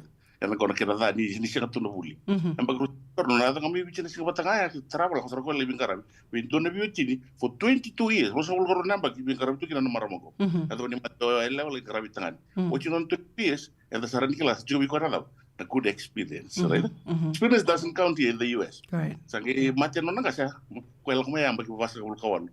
Walkout maya tu ni tu sampai kibit sekali basi kan aku korang buli basi kan apa kali terus buat teman tu pun orang orang tu cakap buli orang tu buli sampai lama leser mau karam kau kira tahu maram ni tahu sih usah terwekkan tahu tak kamu ternyata baru pun nyoba mai buli kesat terus mau sangkai nak korang terus kau orang teman sebenarnya rawat juga kadi rombas tu mana korang kata kamu cuma pernah dorong naren setelah aku itu lebih aku nunggu seharusnya orang bagi orang tu masa satu dia on experience kalau nongona sama matikin orang nunggu dengan saya kalau dulu itu bawa orang mata saya cuma apply telepon donat job portugal kan nunggu paper tu bang tu oh you got 22 years experience you any training you kata apa any certification terus orang teman kau catur okay when you go and try and get yourself trained and educated let's tell you no aku kami awak terus terang dia terus train train lagi kau terus nona sedikit salah terus terang orang job Totoka. So, anak kira bimbi ni buli. Kita lihat lagi tu experience juga weekend. Itu tu benda tu na buli. Una tu apa kemaman. Because we never stop learning. Ya, tu lagi buli. Itu lebih bukan weekend dah. Dina todo ko. Rango ni kan indangan drive. Go into na kan indangan drive ko ya u maruta kina bakalibu na ngona sa ni visureti makina sa totolo sarangana na gutukuna ni baleta ni kila. Go into na lenga inda libu weekend di kila and the lako the room ngai bakam bimbinik na ngona go sa libu na green card sa libu sa lako mai. Ger lako na mai na ngoni sala binakandu araniu kai me menda mai tau ya bukina ngona caregiving. Tekabo sandangai toso yani o kere moni baka madala takamanda ni dua esa yadabo mai sen dua esa tiko makawi ke na ngoni sala dabe roro ni tekabo kina na non robuli na nomuni academy na dab manda na dani nomundu academy. Oh, nanti itu academy kalau usah bawa takat orang di takat TV kau itu. Kau California, nak kira booklet satu California training program, right? California caregiver training academy itu, itu sih. Totoka, iya. Na utinggo na gay beauty ko yan na nung dapat na radio bulan do batay. California Training Academy. California Caregiver Training Academy. Caregiver Training Academy, pinaka. Yeah. And anybody is qualified to do it. You know, anyone who wants to walk through the door and be trained, right? As long as you're 18 and you can hold on the job, you're welcome to come and train. And be trained again. And I can take usara. Mojulan take utal na mata ko. Siguro is na ako. Nekroso ka ba? So ele sa pasi ko may rabi may ele mo tasigi ato bo may. Para bimbita ko na ato bo may. Dami ta ko di birita gire lo may. Ambe ba kana ka tu na experience ken. Is ka tunikila na ta bandalita ka. So you must be trained somehow. And get certified. So you're not trained, you're getting your certificate after that. A whole day's program, run to a whole day program. It did in 8:45 to 2:45. See about 6-7 hours a day. My train, we include your lunch, we give you lunch, and then we give you a certificate. Which is also ready to buy. Which is like you tell in rutal module 2 and 3. Na karo ko a professional home care training certification. Kaya rutal like siguro rin tak na doon me combine na waran to na singa. But too much to cover in 2 days. Sorry, in whole 3 days. Dona singa? With condensed tak nga wala lima raw nga nando singa. Telegram tamte off nga mayroon off nga nando singa. Totoka. Program nga off ta kibira minto nga singa. So that later on, minting mo ta martararo ili ko na ko module 1 HCA. Tignan module na practical where the components of the ni training ko sa practical sa na wheel lift, na lave, na transfer, sliding board, any kind of transfer kita na numugod. We teach them at me, and we get, security rame sa experience caregivers, some nurses aid, some HC workers, and they train us, some visiting professors, and they come to us during training. We work on the terrain. And if we don't live na nuts and bolts, it will only training ko in Kabatanga agency. If we go to these agencies, we're in a professional home care agency, they don't keep us during our interview. Kaya liban kara job kit. You can feel tanga na form center. The contractual agreement when do bimbi we can kay which. Lebatala we can kay which our agencies do get. So before you sign, your agreement, we can kala bitan kay musaw to na what to na sila. Kita may matatabi ko before you sign the contracts. But we want to teach them to at module 1 nang na may tribuke. Totok ko. Pakaliw na non dalay tribu. Totok. Vinakani kinabale module 1 duwa nga na singa sa vida na watali. Teko bu man it's 8:45 we say 9 to 2:30. 9 to 2:30 vida nga na waya o tinga no module. O tinga no module 1 ya sa raunin don sa naturikana certificate ya na basic certificate. Yeah, basic certificate. Kola home care aid certificate. Home Care Aid Certificate ko na HCA kaya kau ni sana rungo na HCA certificate sa kuesarangango ono nga na yawa raunin do na nomini HCA certificate ya sali teka buro kina na dakadaka sa lako tiko ya sa rauni rangai durtaleani mer lai the capital na module 2. Yeah, module 2 na professional home care training certificate. Or major component ko kina na practical. Ako sa ramon CPR, I teach all those. We teach all those in the care basic CPR, na cooking healthy meals for seniors. And all those things. Kakita nga nakapag wala chok na kina practical ko. And nakapag training. And the funds are a lot of people attend module 2 because of the fun of it. And we teach each other, or to experience talker, we're less experience. We teach each other and rarasa and why non tabi maloy. Non to academic, I can teach someone the other one class into the other class through, she has a degree. The level of teaching that we try to teach them, everybody walks through the door, goes out with some knowledge. And left behind. What we want to do is empower everybody. Marataru, the people say the will tarasarana, the Bukanga will do FIT, the Dolakabul will tarava. We share the will was a standard of the Jua. I can't remember the module 2. Module 3 in a professional care and memory care. We are going to entitle module 3. We're going to go deeper into Alzheimer's and dementia care. About 85 to 90% of senior adults are memory. So module 3 diverse goes right into it. Plus routine electives in the CNA. What we done this last 2 weeks, Ronanella Rotonik, we have to module 3. Kita CNA in Gortos graduates after 6 weeks of doing CNA in California to but to better on a flood this there. Module 3, what they took in na electives in nursing ethics, what they can vital signs. But to electives are to lock there was around CNA. So they can foundation, what the foundational work. You will not see CNA to become a registered nurse. So vinaka vakalevu toka vakoti na vital nongo au visureti tiko yani be kemnina sema tiko mai kemnina geli rongo da talmbeka na dona ngona na nero vital nongo dena gai vakabure mai sona taro ninge mbito mai na no muni vakta taro ni raundi na gai bitanga mai biau una muni da kua se ve nikleo ni langi vinaka muni mbito mai biau bala taro ni na mai do talkin na ulutanga ni vital no na do tale na nonda ngona ni vital no dona taro ni ka tali taka bakali na vika ke saro ni sami wasera na kamini ko na kene balen gor ke ka ndu sala ko ruma na kamada na module 1 maybe module 2 talen back ngai ya kala ni dando la ko ni na le bakali fomu en vi agencies itu au sember bakando ni duru en dona agency ka nona en dona ngoni to ke ya ngo to koni tunga na agency bir na ke America in dona ka do tia sange do vida talitiko na yawa si so everyone singa na orientation right. Does this mean ke ni balengo kendo esa la ko ani le module 1 ni keri esa na senga ni nangan rebi men le ndambe da tale na orientation tili but kila ndone ngona Waktu kita kesana berita nasi tiga ni waktu matal tu berita nasi tiga kau bitan orientation. Modulan kita cutal na setiap ni modul tu, waktu kita kecil na one and two mungkin interview. Malah selalu practically kesana kau. And the orientation for all agencies, nabi agency tu tunggu.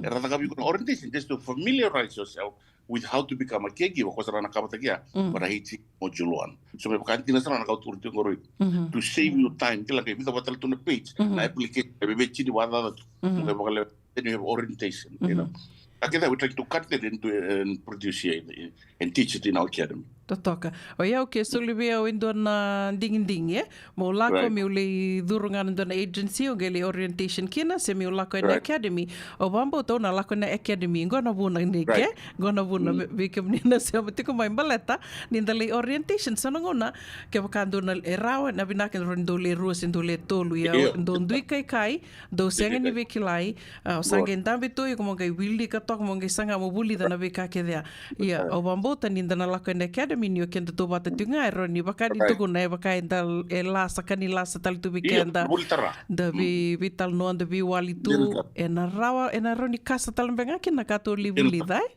Jena sar.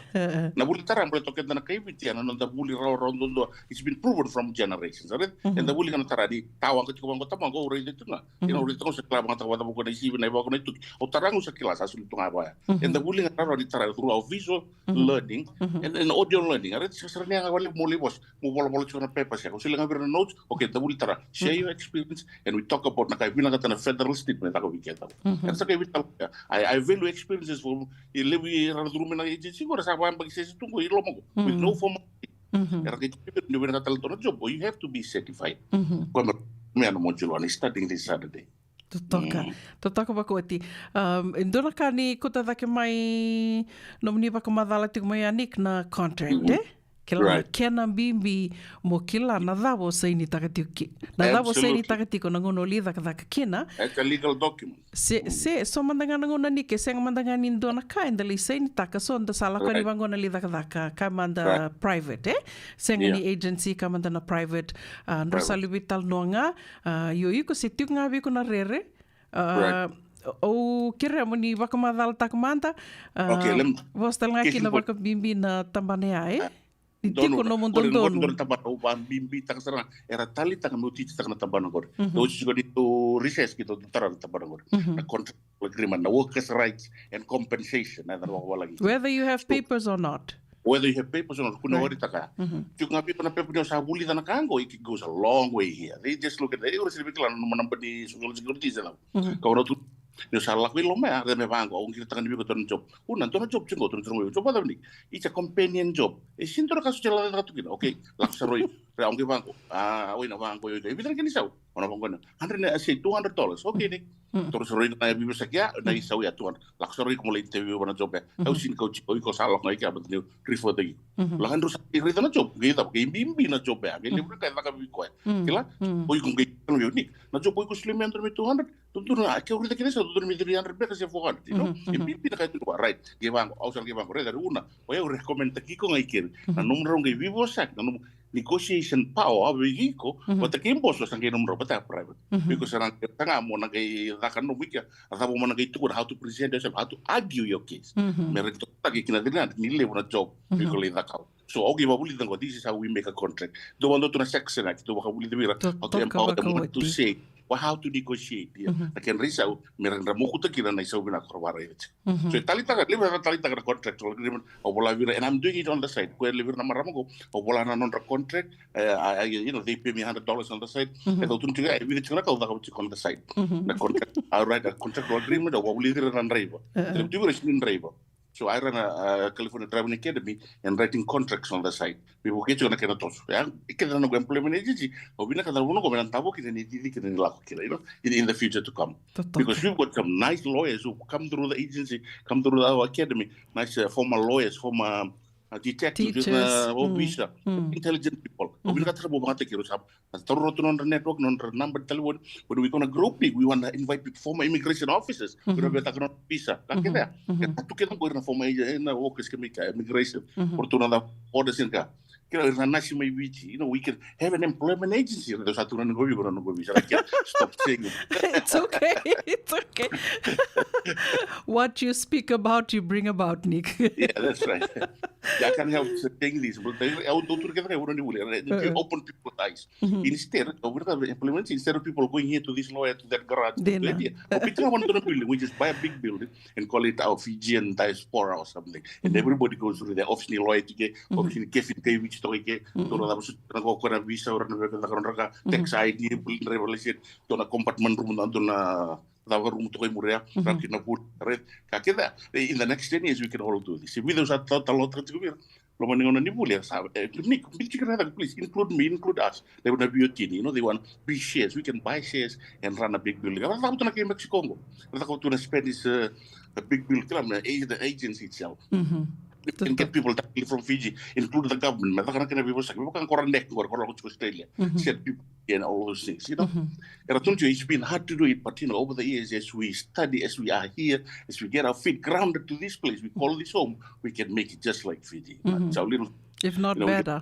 And feel better, but we're empowered by the skill, by the education we are taught on every daily basis. Right? You never stop learning, but now you got to grow and you become a strong man wherever you are. Go to live in the paper, na green card. And I'll make a caregiver get you fast. Right. See like this. What I will tatanda to new rawat in the number, or it get to your business plan. Whoever have done a business one on the side list. You're Nailabonani caregiver when you're taking $2,000 for 7 days. That's a lot of money, You dream of money. Yeah, so it quickens you to your business dreams and ideas where you can kick it off, right? So the caregiver may back to told we give me a lot of sinto mo ni salgo ni sa winta na pe ni la sir na lewa ko with romativol ko with roda. So take what you're gonna caregiver, take these courses. You're gonna try courses go, you're gonna lie through na sotia. Have you had any health courses, right? What the CPR mo taga na ko sa ngali matibol. You sa chiko ni ko sa na kalali ba ko uli tuye. And ali yan, ko rin driver. Kaya ko si don driver may viti. Kakita ko we wanna run this in the agency. So baka ta na bitang. But that's another story another day. Totoka wakoti ando mula vinaka na sema tiko mai ke bukan to na taro ndo ke bito mai na nom do vaka tataro o we ko tiken da to lista le manda kin kontraki na contract nik baletango sali usar nda rongo de tiko ni kila dona kin vaka rita kin go nik lomo ni bongi o tina karona kaloko na bongi le usala ko ni dona ngiri una o iko kila na maramango o ko vaka vaka tiki kango ngai senga ni sumi ko yango sa vida tiko men go sa kila sa vida na madao no na daka tiko e senga ni somi damba karoni ko daka kinai ya yo kwento bimbingo na kina dao na kotanga go na joba na oi como sa vida lonsa que non boss ni berna ko tele bimbir na relievers ko na boss me bir na relievers i resin somi binaka you must train them and you must let the boss o ko me somi relievers ra it's a fe mi ma ke somi ko tala right in reliever so man on a check instead of you paying your reliever and avoid taka ke na confusion so right non sa kutik ni to me le sum teki to ro na bisa era sin ingrid chico chico ne do ona ko sa bukan ko iko job chica di 7 days o be off me na ron singa na weekend kan mo ka ko to me na numero libre na baro buka train teki ko ke tu no sa na vingas when I leave here you are going to pay him or pay her for the next 2 days to cover for me right o ko ngam ni tare no tengo private libre private ko ra ka jorda da ko digo tu postre tu no vino ke o sa la lago kito sale tu sa vitalot when I go on building no kona sumi ko before we change again on Monday. De waktu ya, sudah vital no pa, kita agree todo. Endo na pinakadik endo na ka endo mbeka na tiki ni no mundo academy o katiko kina na vika wakalawa ke waka balete nukila ni lebu era sa mai era senga ni lebu.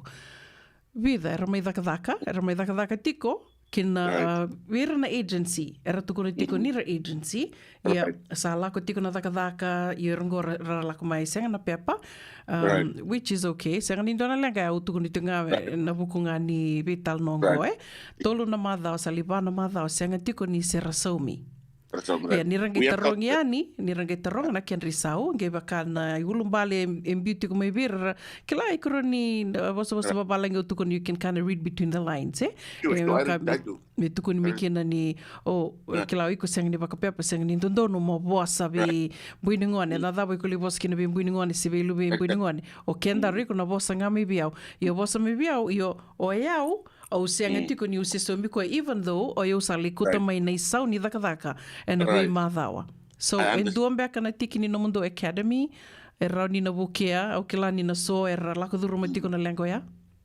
Una kori sarang na ka kito vital nota ka I let them talk about those things and I've heard it every time kito kabat Costco na modulo ne tiko na coffee break kito vital ele bora look forward to it no sange to la kora le wase ira kore na kora la kuduru mo chiko era sin la kuduru mo na buli mera la ko mai so I can help them ningon bal discussion ko no sit to no bi ko na matala like we are limited of time if na ka mera atien takana cost no ke ba matala takabira the things to take baleta une ya do sarto kana no kora ko as we speak ele I'm unfortunately to say to my in the bottom of my heart ni uiro kenda na toki na isi waka viti ele ko kitu sa rantar jona nonda era nakam sa jona ratang right wala sina wala si underpaid overworked and underpaid and promising them things era tela takabir ni ngi so mi go in that amount ya to mai sinya otia and to shut them off merang ke bangalu iretigo ko sin waka era ko complaint ko beta ka sa so no bi nada but si ko no tutti na bindin na titiko unless we get to know people to understand how can their rights.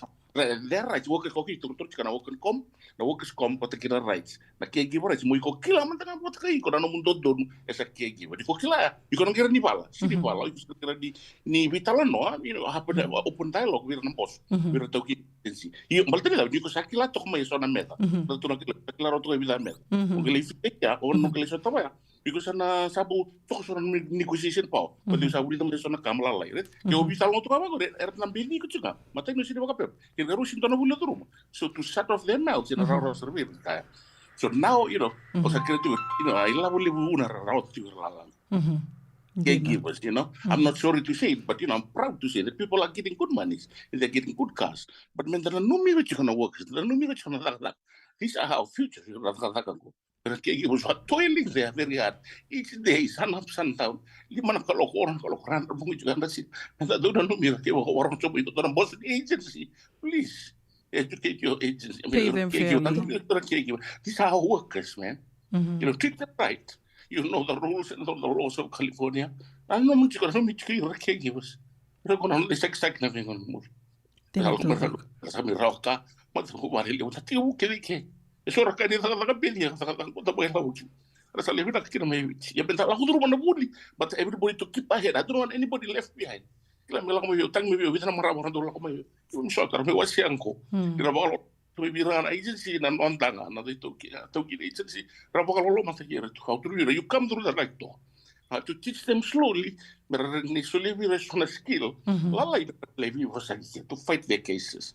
But I'm always here. You call me and I can direct you what to say. And I've done it for so many of us through our academy doors, you know. So if they attended my class, I have time to have one-on-one time with them, you know. To see na casa que era tala kudrum, but sin nakagraro. Una tell you sin nakagraro. Dina todo ko. Kita ke so buira. Endara bakal endara bed. Endara bakal oito di satu nonta pep. Bigran sa baka agency baka pep. But you know, you have your rights. You have to know your rights in your contract. E ando na kai to toka aqui na California, eh? Io. Na nonda dondono. Na dondono tam talaka. E tiko no mo pepa se senga. E tiko no mo dondono. E ando na kambibi minda ki la tiko.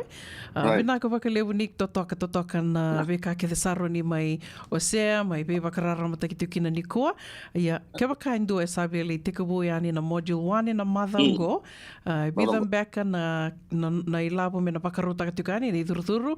Rani na be tartar talangani be kiomuni, se wakadhan beka na kene lako lako. Iyo, messenger kami yun na private mail nga, kiwa ko belakon na leiduran sa waraway.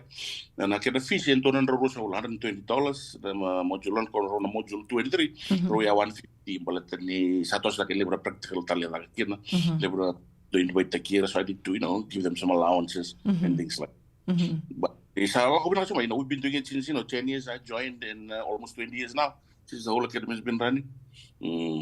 And you know, kono sa ento na ngone kay message na mataliling ko. Taga tra kami kel truka. Tau sa kay sa kami Sacramento na sa churo ngon buli ro kalo sa ngol chilo mai ta. May buli sa. Tapi bibir non tau kire ke tan non turang. E una non ta level to. Ke ba sali job chiko wetim ka to tingo ike. Job chiko kere bo mo so mo bi kan ritol. Pichi ko mai buli kla.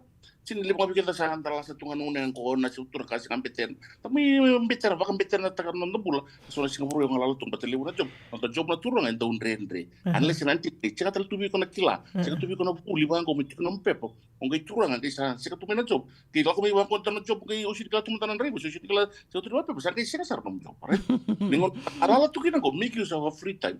Ask your somebody sponsor somebody to pay for their activity so they can come and get certified, and trained and empowered. Knowledge is power. Knowledge is power.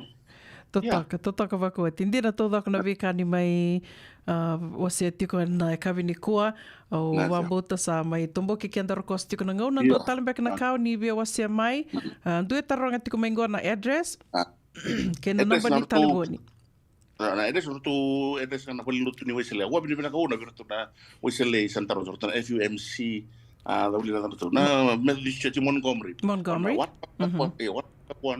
Montgomery Drive Santa Rosa. Or tu social TV untuk Rubika na Macmillan Room.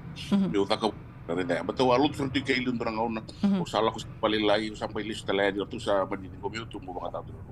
Montgomery Drive na dapat na number 1551 Montgomery Drive Santa Rosa California 95403 05 1551 Montgomery Drive koya i Santa Rosa au ni takani sa matata yani gebe tartaranga yani ke nika leunilangi na buku ni nomuni wuli ni viali torna module 1 se module 2 se module 3 gona satok sartonga ni gona kena iliuliu ni gebe tartarani voa au na gebe totalitunga ni na nonda bata-bata gona radio bulan dua bata Facebook page ka tau mai rongo di tuga ni kina na be ulutanga so rani na buke tiko na nonda mai tiko na bonua levo ngo Amerika unda rongo danga unda ubaka sama takanik na tiki na wala tambu ya me mai rao nambula ya me rao waka levo sara rao levo sara ka ko ni mai rao tiko nga sa ko sara tiko ya dondonu me rao nambula ya me rao waka levo sara Dako wakalevu ni Cleo Nilangi and a radio bulan do bata doronge vital no tali o vambote ni ongo sai tiki wo ni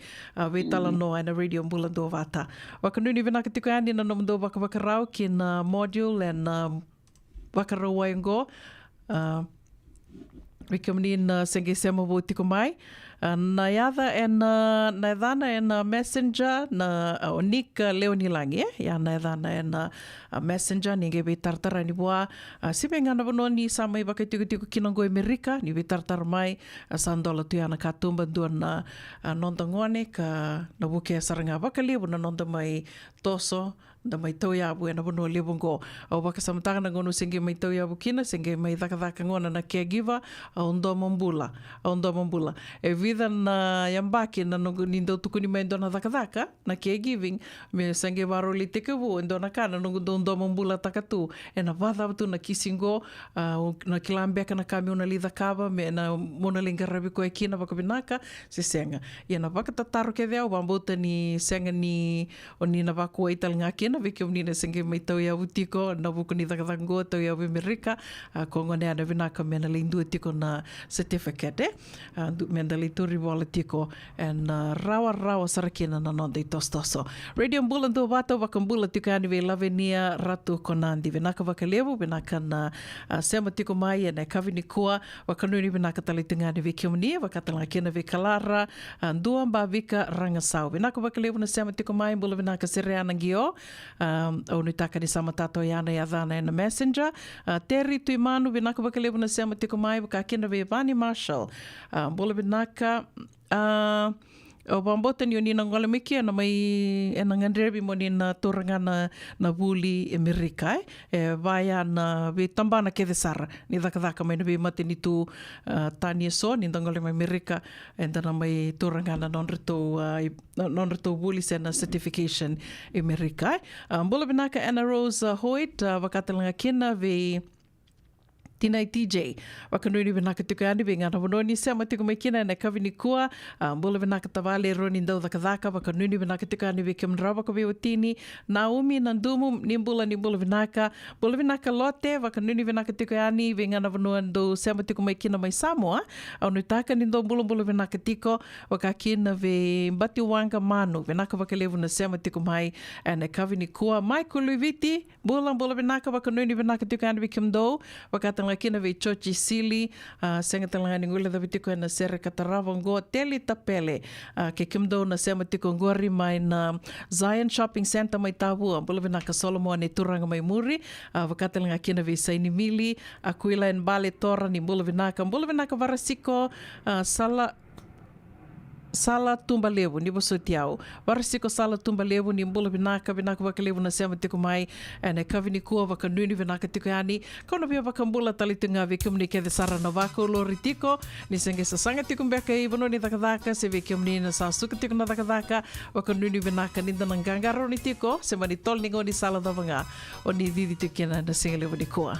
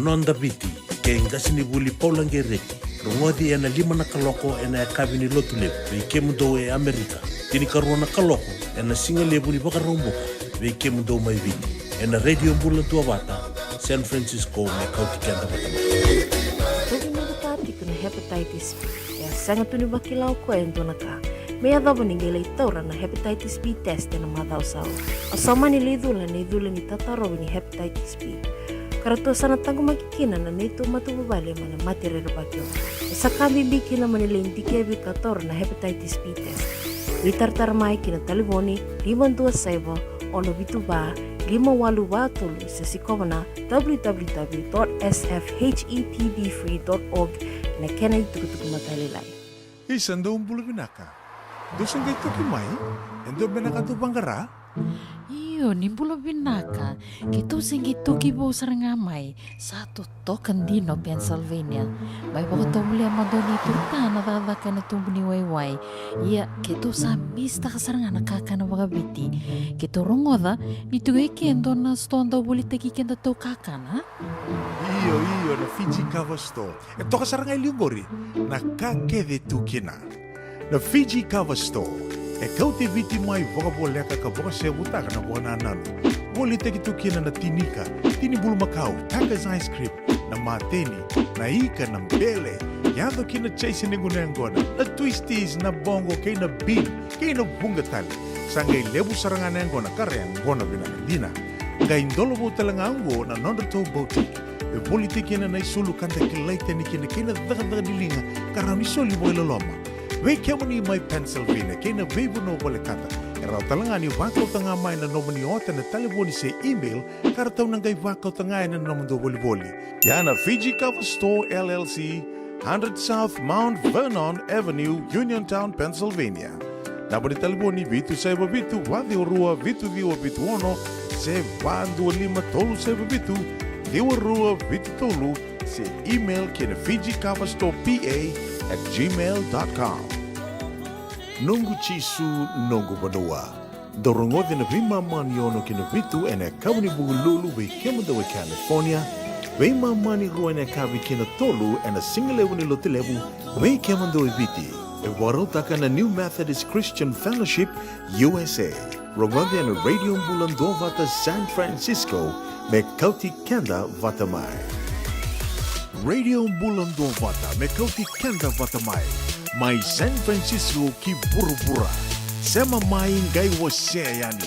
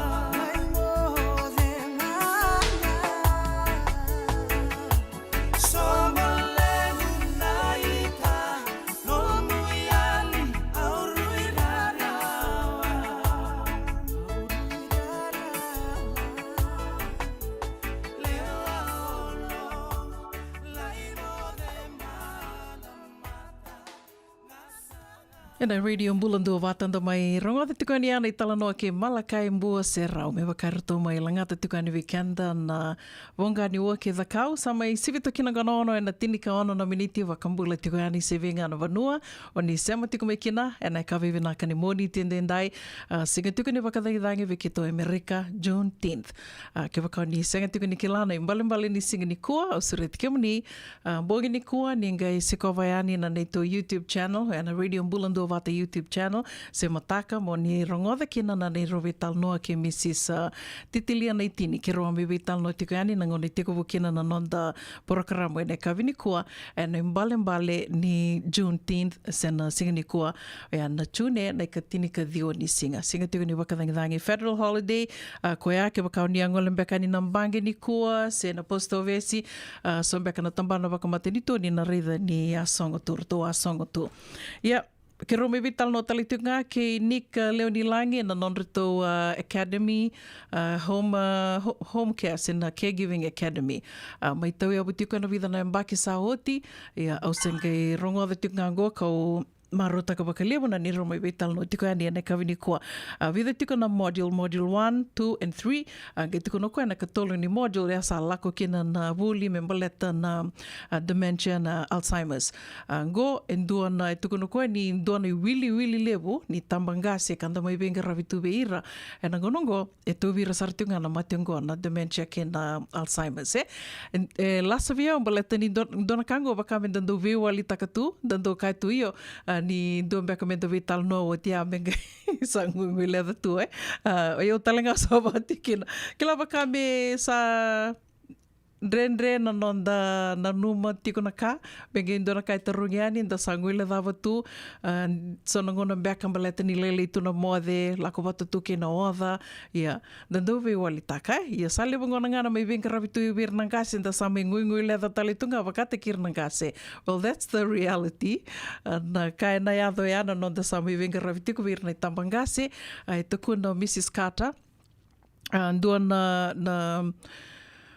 Dua marama ronga levo na marama gonga i wakaritako koe ni ke wakai kong karawa indua goe wakandina dina taki ana wakandindi ke senga niu mai tukuna wali tunga niu wakandina dina taki ni ke wakai indua engaraba tiko indua ka dementia se Alzheimer's do virona matungo robi toto bata tinga nangai wote tolu na empaki sa nangai rauni na wakila koe na revu se na dhambeka se na mbimbi ni mate mai bengarabi kino ya se na Alzheimer's se na dementia wakambimbi tiko rona mati ruango tono koe na wote tolu na empaki then you'll start to feel the effects kene mbale ona wakila ke wakau angarava indua do ngui leather to koe tiko na matengo na dementia se na Alzheimer's ona wakila ke wakai senga ni o sa wakila o titiko o te tulu na mbaki o sana kei wakila na kena revu ia kongone e mbimbi kina menda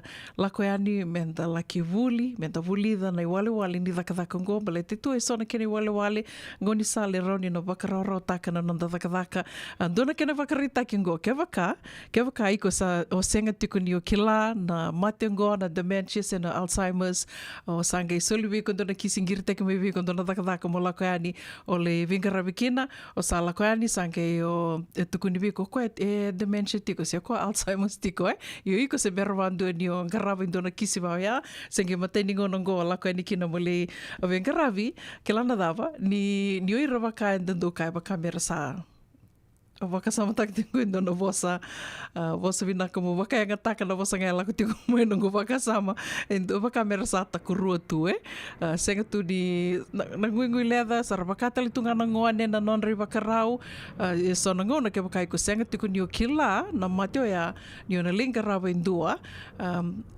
ni na wakadunru to koe se sana ngone atu na none wakarau o iko nangai na leila na nona dunru ko na liuda ke na no mudunru iko baletiku se ke tiku ni kila ni ya na bada waka iko na ona take it personally ona na no mutiko iko ni ko dunru bi ko tiko mai se vakava tiko mena kai ambaleta ni senga ni tali tiki ko o senga tiku ni kila iko ni ya seranga na bada se na mate tu bi ko tiko ya na kai bimbi kina benda lako ya ni dela ki vulida na daka kongo na caregiving.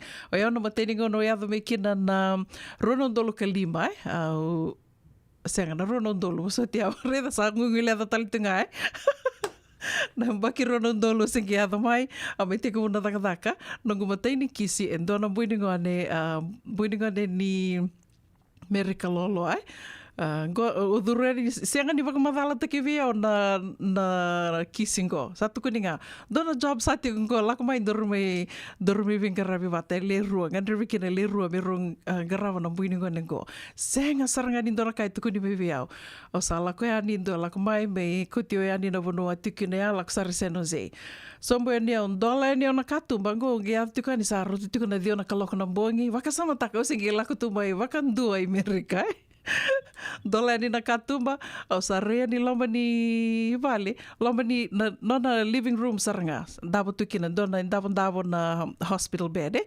dabo tukina na buiningo ni levu ngo tamani buiningo ni levu senga sartonga ni kila na mbata dabo toko ya wakasama takana levu ni nongu ndomo mbula ni sa vina katale mo sa lista liviti na ngono vatanga ya mo sa sasankira mo lista liviti na nongu ndomo mbula tak na daka sen na kisi na buiningo ni sa dabo tumea ngai kangai vavuna vakalevu na nongu via liso tali ni ungendo lave na katumba redhi ngamo koe sa ia ngamo koe you're the skinniest Fijian I've ever seen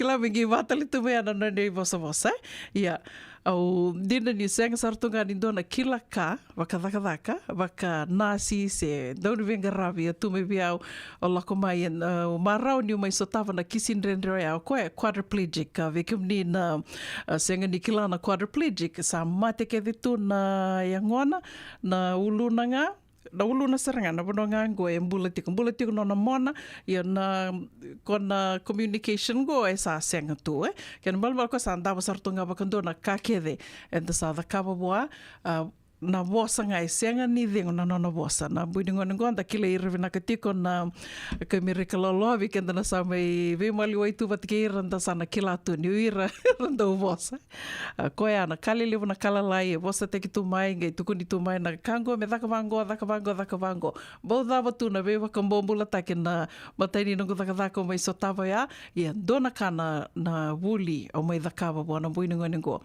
vakasama taka ni senga tu ni dona kila ka tu mai via o mongai mai mbiu e na dona kisi vau ya o mai bulida ke saranga na daka waka venga ravi ndua me sa andava tu vai a mongai me ngaravi koia good training ya koia vi kim dona singe yadavo mai do singe green card mai go in dona teke bubinaka do tukuna tunga caregiving is your stepping stone mona la kirawa takina na davanga o tatanra takatu e na num sa yado mai na bono levango Merika koia o wako beba kongeti kina ni vetartarea ni ke nika leonilangi na non messenger ya na yade vakanga takatiko koia na messenger ni vakatataroya ni membaleta na vuli kamai kero mai vetal no tiko kina na kavini koia na vebu ke sarva kalevu ke vakao ni adalata na vetal no ya usreti komni ningai siko batalanga ni na ito YouTube channel and ngai bitu ni kina na ni rovetal no ke kai senga ni bongi ni kua ni mataka ni ngerau ni na rongo danga na ni rovetal no ngaya senga ni ona ngandreba morongo dana ni to program na vana ya ua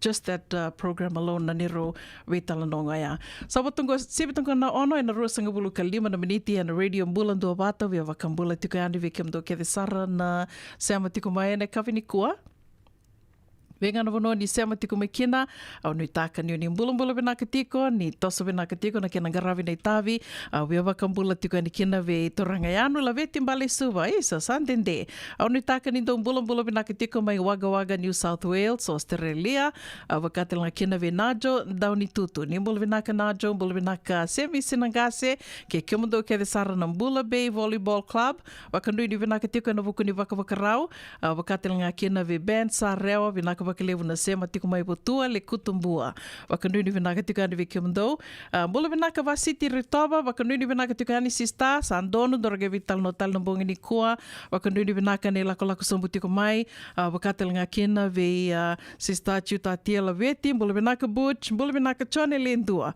wengana vono ni sema tiko mai kina ana kavini moni tendendai vakambula talitengani ve foki we timbau isa nimbula mbula benak sista vakanduni benak tukani vikimdo mai walilebu waka nuni benak nui taka ni Nui taka nindo mbula vinaka tika na vetinani, vetumbuni, mbula vinaka tali matikimbau ke kimdo ke desara mai na 5.5 TV Road mai Kinoia.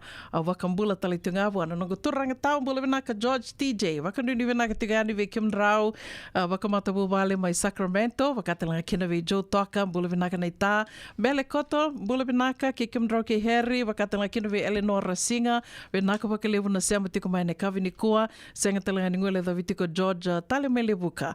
Bula vinaka tau, bula vinaka Bituwanga, Manu, wakanuni vinaka tiko yani, wakatalanga kina ve Kathleen, vinaka wakalevu na sema tiko mai Kathleen, Sakareya Kata, vinaka na sema tiko mai Antioch na kavini kua, wakanuni vinaka tiko yani ve kimdo, wakatalanga kina ve Anna Rose Hoyt. That was my first job, dementia, until now, used to it. That I've learned so much about Alzheimer's. Kua nga ni lenga talinga na ulungwe. Kambimbi ndundua ya, mende kilatiko na kene wale. Kia wakai senga, to sana via murito nga yani. Wakambula talitinga ni vikimdo mai taviu ni Kathleen. Vinaka na sema tiko mai ne kavini kua. Au na via wakambula talitinga na sere kataravango. Vikimdo kia desara na nongo turanga na marama tauvu. Bula vinaka tali dhawanga.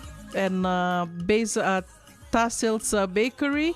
Wakatelanga kina ve Jane Lolohea, mbula vinaka Percy Mekindo, wakatelanga kina ve George TJ. Gona no mundo, waka nuni vinaka tikani sa sivitonga na ono na rusanga vulka walu na miniti.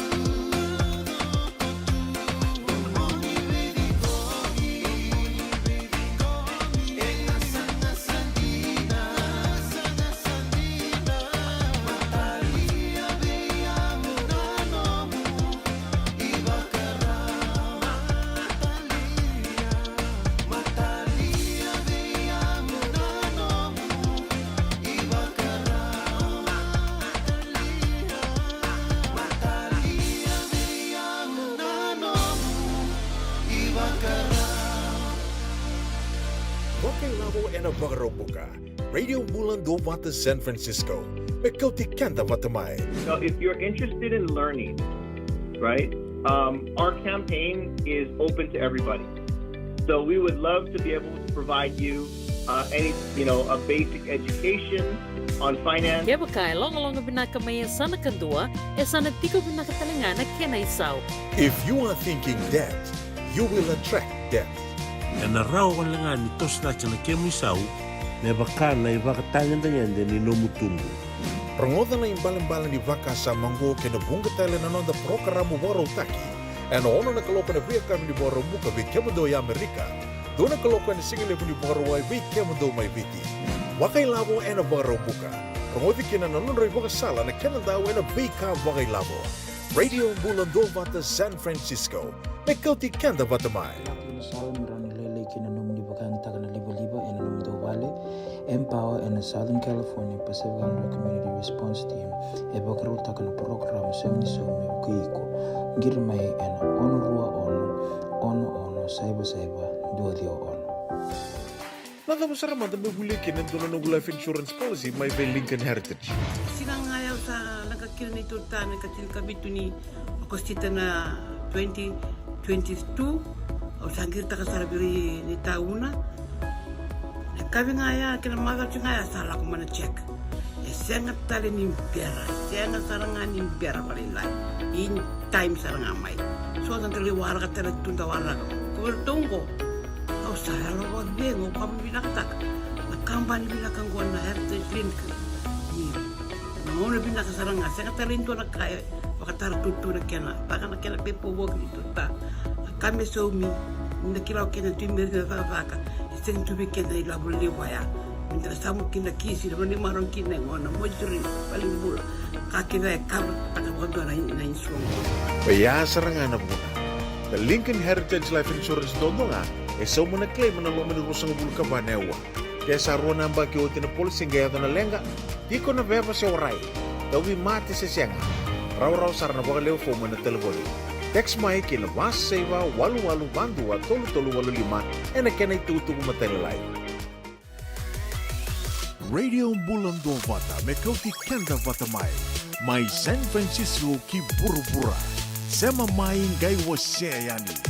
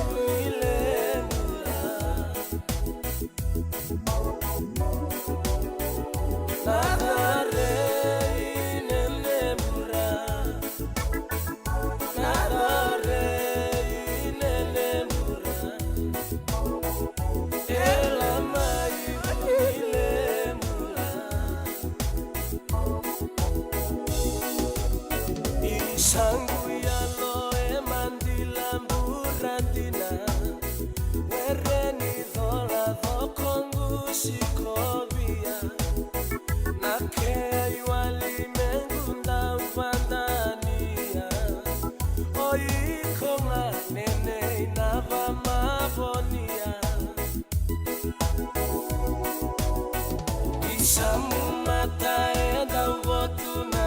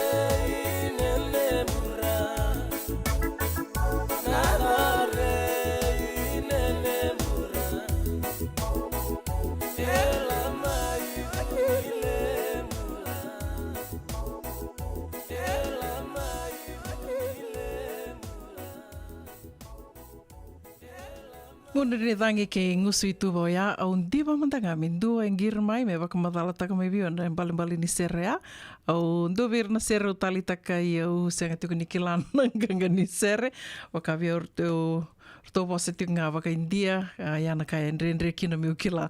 Ia samai watonga i tini ka vitu na miniti me vitu na kaloko, at a radio mbulando wata San Francisco.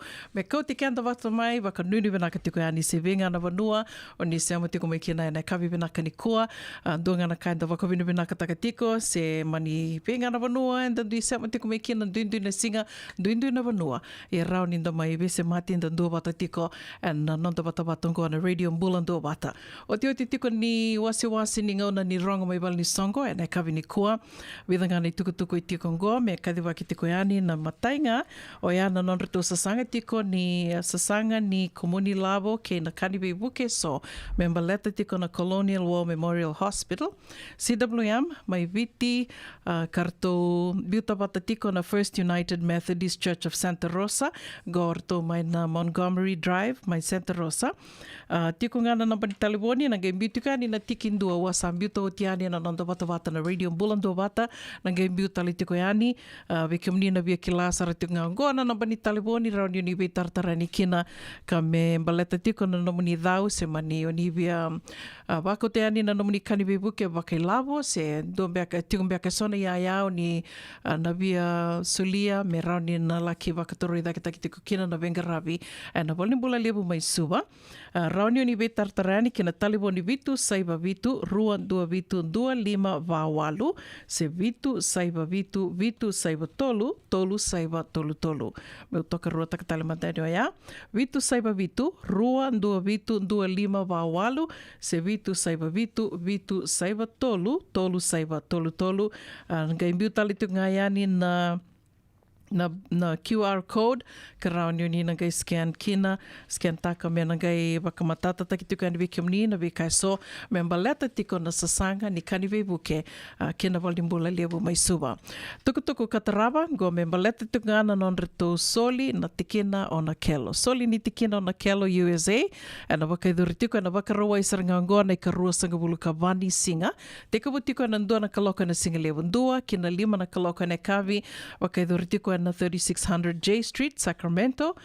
Tolu ono seiwa J Street, Sacramento, na kena i tukutuku matela lai, au wambuta ni nagai vitartarayani kina veritona komiti karto dide wakatiko na songo ngo.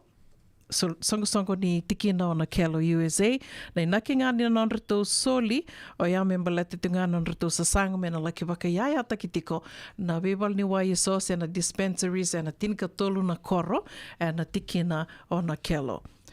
Tukutuku kataraba ve suretira ramba tiko yani ve suretira ramba ve kimani e Santa Rosa ke na vevo novo le kata na Bay Area kede ke na ndua na sasanga ngo ndua na sasanga rito sasanga tiko kina na isongo ni buli watia na Lelin Memorial School Losa USA Volleyball and Barbecue Sale wakaidhuritiko and wambote ana wakarawai mai na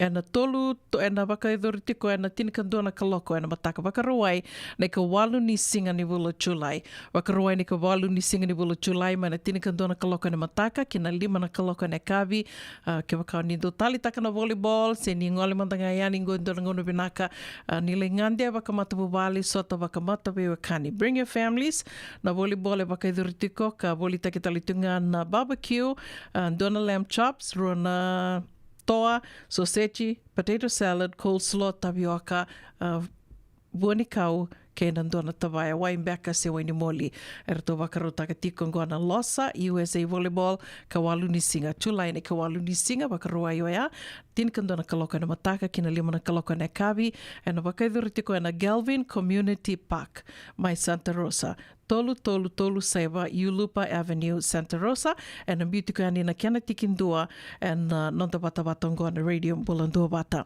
O te tinga ni tukutuko ya dhara tiko mai and mai lewena tiko ani na non de wasi ni ngona ni rongo me bali songo na kavi ni kua vesure tira ramba tiko ngā ke na singa ke te levo. Singa ke te levo na wakaidhuri tiko mai laie Hawaii. Beauty ngā mengoa ne karoni singa ia na tukutuko tura rao tiko ni na teko wusar tinga na songo and na wakarombuka ne taini singa ni bula September. Moni madhao tō koe a, bakarombuka bakaroai singa tambu, ia au tukuna tiko ngoe dona ngono venaka ni nonda ngande ani wakamatapu vale dona madhao sarangana ngande I Hawaii se vole utingona ngona me marro e kena na vondo ke na isau ni nonda to idili ke na ve katale so me tona la ki sarasara tiko kina mai lai e Hawaii na kena tukutuku mataila lai me baleta na kena marro taki tiko se wakana numi na singa kei te levu ninga se amatu ngā mai kena radio mbulando bata na ngona ngai sa yadho mai kena sana ngai kadhiwa kiani au besu reti tali tu ngai ani ve kamni ke de sara na ve leo ni ve songo so se mani songo dava sa mai tau ya butaki tiko se ndo senge navu tiko mbeka mena ngai tau ya butaki au ke lani tiko keve na inaki ni songo ndo mai tau ya butaki tiko ya se mani dhavanga na kena inaki gona vanua era ni ndo mai keve waka tiko ni kena na namandu sasanga and radio mbulando vata senga tiko ni ndona kai so mi kena ngoni sala rauni na vevu ke tiko kena na radio mbulando vata kena namandu sasanga bula venaka ke Koa Lopez thank you for tuning in wakambula talitangani ve serua ya tiko ena valu bula venaka seru wakanuni venaka tiko ani ve kimdo mai Australia wakatalanga kena ve serra tuivuya do bula venaka mai na city level San Francisco wakatalanga kena ve matelita seni kuradiri ni bula venaka sista bula venaka barada John and Ronnie Mbaka ke kimdo na sema tiko ngori mai San Rafael au ve wakambula talitangani ve laveti mbali sua venaka wakalevu torangayanu na serikali totoaka o nimbiuta tiko mai ngo wakanuni venaka tiko ani ve kimdo na vengaravi tiko ngori mai Wagga New South Wales Australia wakatala kina ve rupe ni savu ni mbula venaka ngori o Mrs. Titilia Naitini wakambula talitingani ve taindamu venaka wakalevu na sema tiko mai ane kavi ni kua wakambula tiko ve kimni ke de sarna ngone ni viti ni vengaravi tiko na anu ni Sarvanua and Hayman Intercontinental Resort Queensland wakambimbi tiko ve kiomando kede na driver tiko mai na air Ali Beach au ni taka New South Butandono ya seru ema ke meme vinaka wakalevu ndamu na sema tiko mai ne kavi ni kua wakambula talitingani vi sakarea kata yondina sarangori ke wakai tiko ngori ndona kilaro ni mai wasia tiko batike kenda na nonda vata ni geve tartar mai ndola tu na nonda vata ngona nonda kede menda mai bebu ke tiko na ve ulutanga so ka unikila se unina numa ni rauni na bebu ke ve kenda chovesa wasi ni mbula vinaka wakatala kina ve Timothy Wainingolo vinaka wakalivu na sema tiko mai ane kavi ni kua Lavinia Ratu Konanti ni wasoti au Ratu Konanti ni mbula vinaka wakalivu na sema tiko mai ane kavi ni kua via wakambula talitunga ve kiomdo ke sara na ngwane ni viti na ve longa ni New South Wales Wagga June Hillston Griffith Dabo Shepton Swan Hill Forbes wakambimbi tiko mai Teis Waga. Wakanuni vinaka tiko ane vikium ni ke sara na venga ravi tiko ane veilonga ni o ke sara ni venga ravi tiko kina ane kavi ni kua wakanuni ni maro takatiko na nomu ni vili niu kai lutu tiko ni vili niu ngori na veisere so e wakatangi tiko ane na radio mbulando vata ane kavi vinaka ni kua ia wakadava tu mai lele manda Simirova Sami votongo e walu na miniti me vitu na kaloko.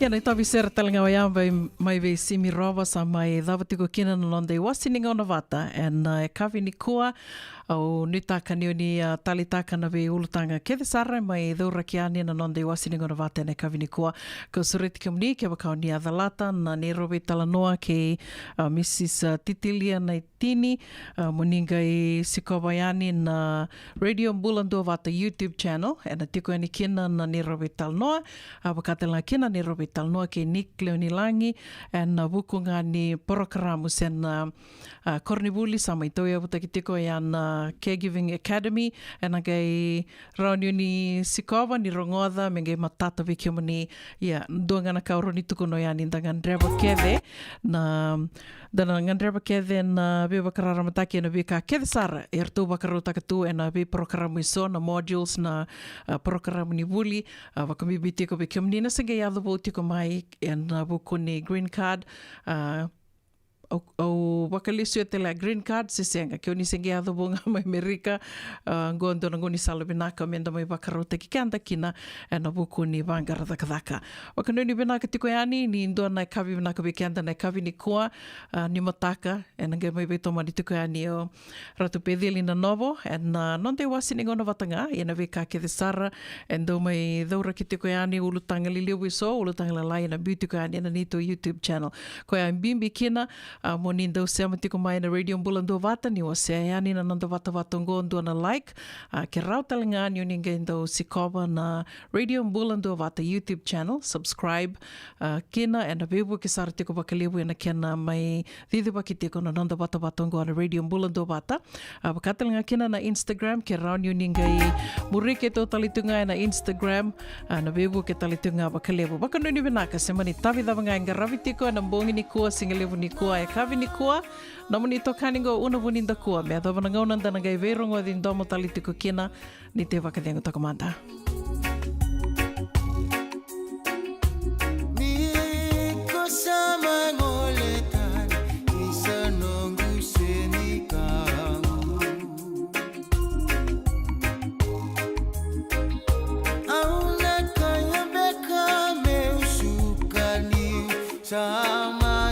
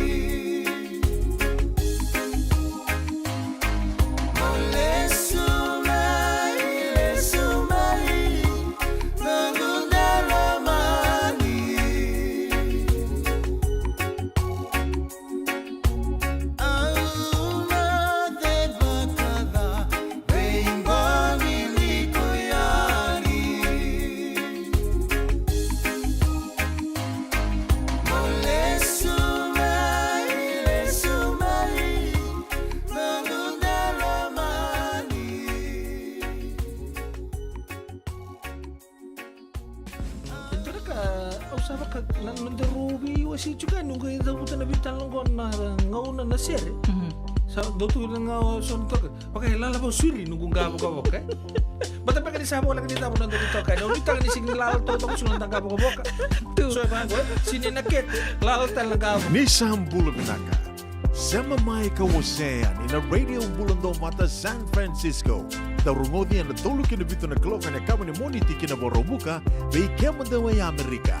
Dini kina ruona klok na singa level ni tusi di kina borowai be kema da way biti. Radio Bulando Mata San Francisco.